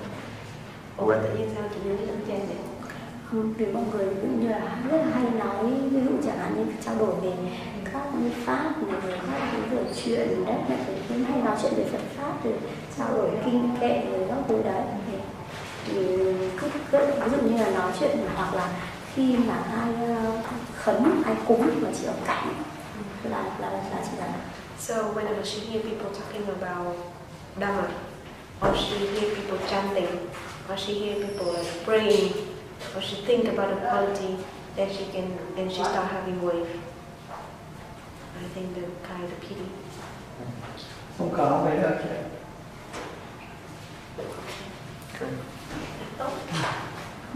Alright. So you need to dedicate as much time as you can for the loving kindness practice. You don't have much time left because we have only 4 days left, right? And on Tuesday, Wednesday, I will be teaching observing the body and mind. So it's good for you if you can perhaps also dedicate some time to meditate at home, maybe 1 hour at night, 1 hour in the morning also before you come here, and really work with those 5 people. Dạ, thì người nói là bây giờ chị hãy bỏ thêm thời gian hành thiền, có thể buổi tối ở nhà mà có thời gian thêm 1 tiếng hoặc là 1 tiếng trước khi đến đây chẳng hạn. Bởi vì qua đến ngày thứ 3, ngày thứ 4 thì mình sẽ chuyển qua quan sát tâm, quan sát thân, quan sát thể trường và quan sát tâm thì minh sát. Nên là mình chỉ còn 2 ngày nữa thôi để đại tâm từ thôi, nên là cái này thời gian nhiều không được.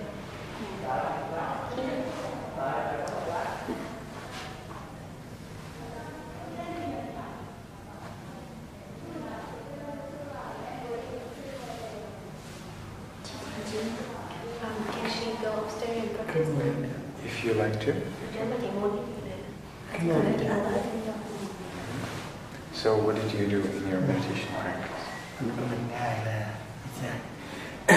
ngày là khi mà bắt đầu vào hành thiền ấy, thì con ngồi một lúc buông xả thư giãn, thì tất cả cái nó vào luôn thì cả cái khối người này nó rất là lạc, rất là an, và nhiều lúc là nó có cái cảm giác như là nó vòng quanh người này nó rất là khoan khoái này, không có đau gì cả. Thì được khoảng 10 phút đấy, thì anh thì không định lượng rõ, tôi cho lâu thì bắt đầu là nghĩ đến những cái người mà để mà giải tâm từ theo sư chỉ dẫn, là ví dụ là những người mà có ân đức anh ấy, đàn ông ấy, ta còn sống thì nhưng mà anh không định lượng được là họ bao nhiêu thời gian cả. Bây giờ sư chia 10 phút cho mình cứ làm theo ý của mình thôi. Thế thì mình cũng có lúc mình thầm giải tâm từ họ là mong họ được an vui hạnh phúc, rồi không gặp chướng ngại này nọ, có trí tuệ thông minh thế này lại đấy. Thế nhưng mà đến chỗ con trai của anh ấy, Mai Săn ấy, thì anh lại sâu hơn. Sâu hơn là sao? Sâu hơn tức là anh có kiểu vì anh sống gần nó ấy, anh hay lần ở đây gặp các thiền sư, thì anh thường là ý là thương hơn. Thương hơn, nhưng mà cái lý tưởng hơn như thế nào? Tức là nó nhiều hơn hẳn, là nhiều hơn rất nhiều. Không phải là thời lượng nó nhiều hơn. Em biết là cái cường độ ạ. Và cái cường độ như là mình cũng muốn là mình làm sao để sau này nó ví dụ không quậy này thế nào đấy thì mình thương hơn đấy, mình muốn dạy dỗ nó này đó, mình chú ý hơn. So in the sitting, as he starts relaxing, it's very fast that he can catch on the relaxation and the peaceful, and he feel very comfortable. And then after 10 minutes, he doesn't really know exactly the time, but around 10 minutes, then he starts sharing 45 people. And he doesn't really divide it like he doesn't really know exactly 10 minutes, he just like estimate in the head and like may this person be in peace, and it's just going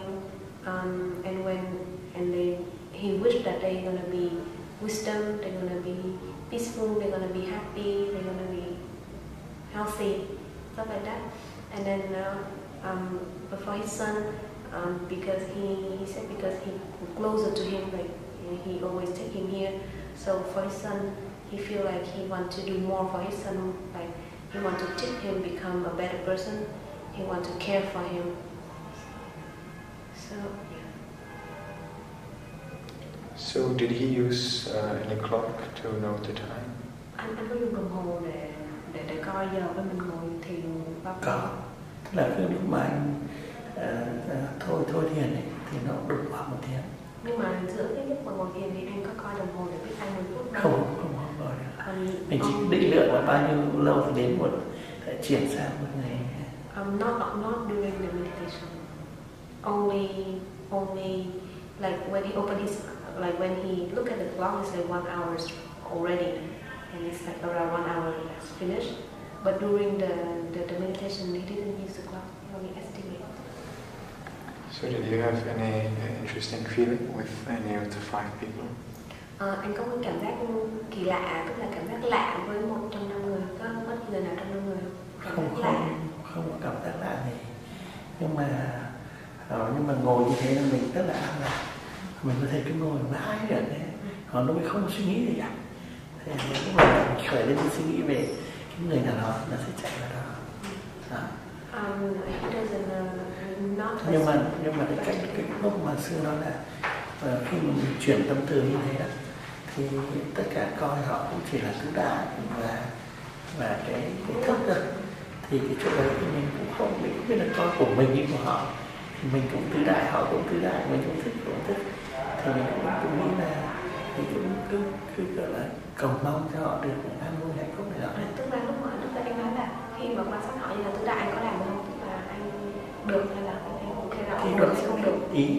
Ý sư nói là coi cái người nhận đó chỉ là tứ đại và chỉ là ý thức thôi. Thì không phải là thức đâu, nhưng phải là thọ tưởng hành thức. Tức là tâm là thọ tưởng hành thức. Nếu mà anh chỉ nói thức thôi, tức là nếu chỉ có thức là mình bị thiếu. Thì anh chỉ nghĩ là thức ý nó là cái tâm của họ ấy. Cái tâm của họ nhận thì mà cái thân họ là tứ đại. Thì anh cũng chỉ nghĩ là thì đó cũng thế, thì mình cũng chuyển như thế. Nhưng mình cũng không hình dung được là họ có nhận được hay không thì nó bị chịu. Nhưng mà mình rất ngồi rất là thích. Not a particular special feelings for one of the 5. Just the feeling that when he sits, he feels very comfortable to the point that he can sit there like no thinking, not thinking at all. But when he pay attention, like he focus his mind on the body and the mind of the person. As for elements and as for aggregate, he's not really sure. Like he's not really sure whether it's right or not, and whether they can accept his peacefulness or not. Okay, so do not worry whether they get anything. It's more about you correcting your attitude. Cái việc là họ có nhận được hay không anh không cần phải lo lắng. Cái vấn đề là cái thái độ của mình là mình muốn rải cho họ, tức là mình muốn chia sẻ cho họ. Còn việc họ nhận được hay không thì đó là phần họ. Em hỏi một lúc chị nên là bình thường chỉ có là cơ thể chị luôn cảm thấy là mình rất là rét mà không chịu được, nhưng mà khi mà ngồi thiền ấy thì chị cảm giác là nó nóng.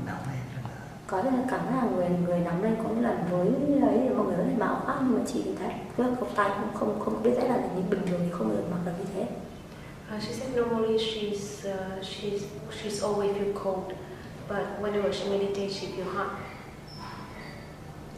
heating up. Yeah, that's okay. There's it should be alright. Nó bình thường.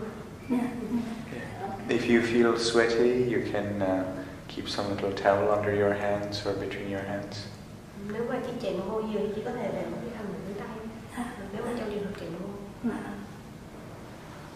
Do you still feel the goosebumps that you felt? Do you feel or the vibration which we were talking about yesterday? The first level of joy?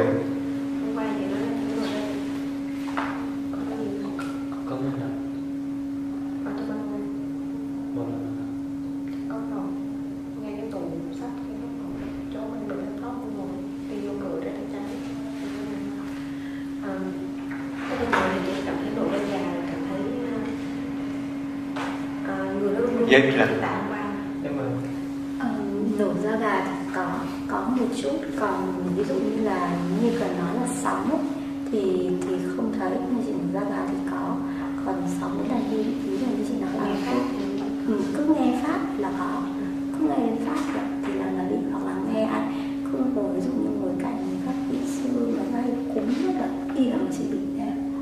Only a little bit of goosebumps, but not the other. At what time?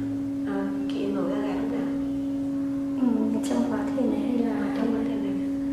Lúc mà nghĩ về chúng sinh, lúc mà đại chúng sinh ấy hả? Chị nguyện là chị giải cái tâm từ của chị để cho chúng sinh. Lần nào cũng vậy luôn? Không phải lần nào cũng vậy, nhưng mà có nghĩa là khoảng mấy lần? Độ 2 lần.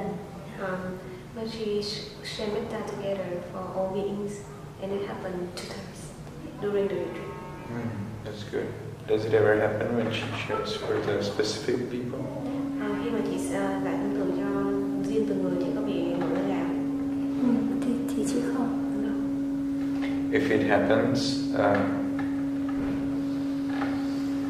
today or tomorrow, stay with that person until the vibration disappears. Do not change to the other person. And then the remaining time, the goosebumps or vibrations or whatever it is, wait there with that person. Do not change to the other person.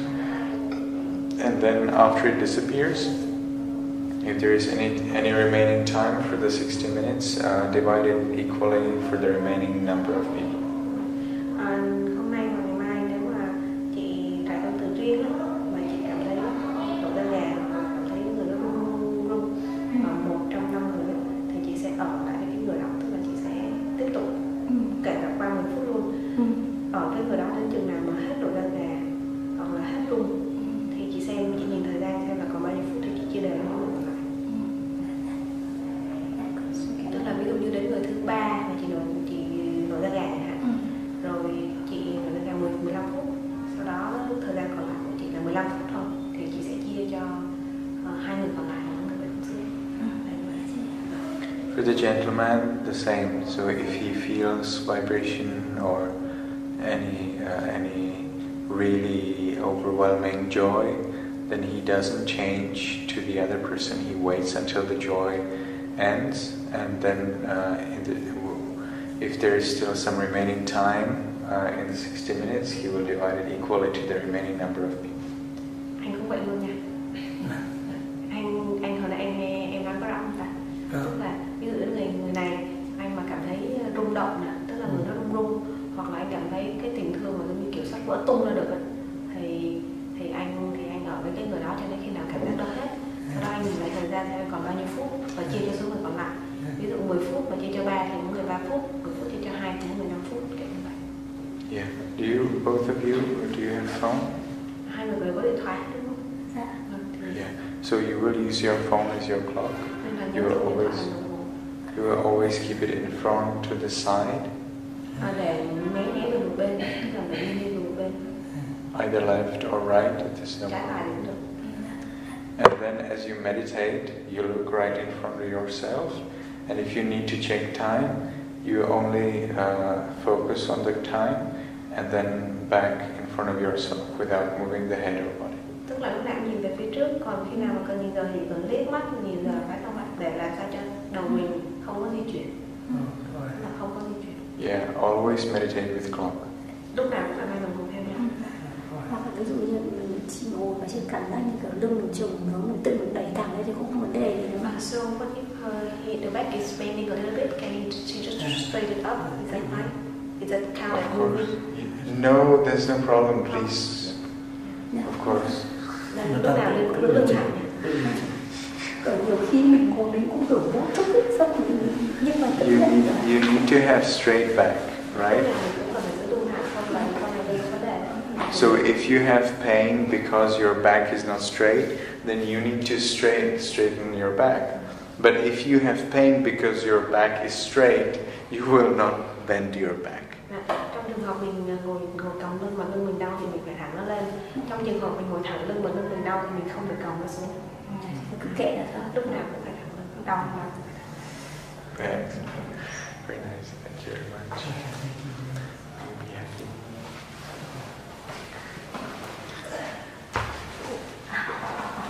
Nhưng mà thực tế là không ngủ dậy.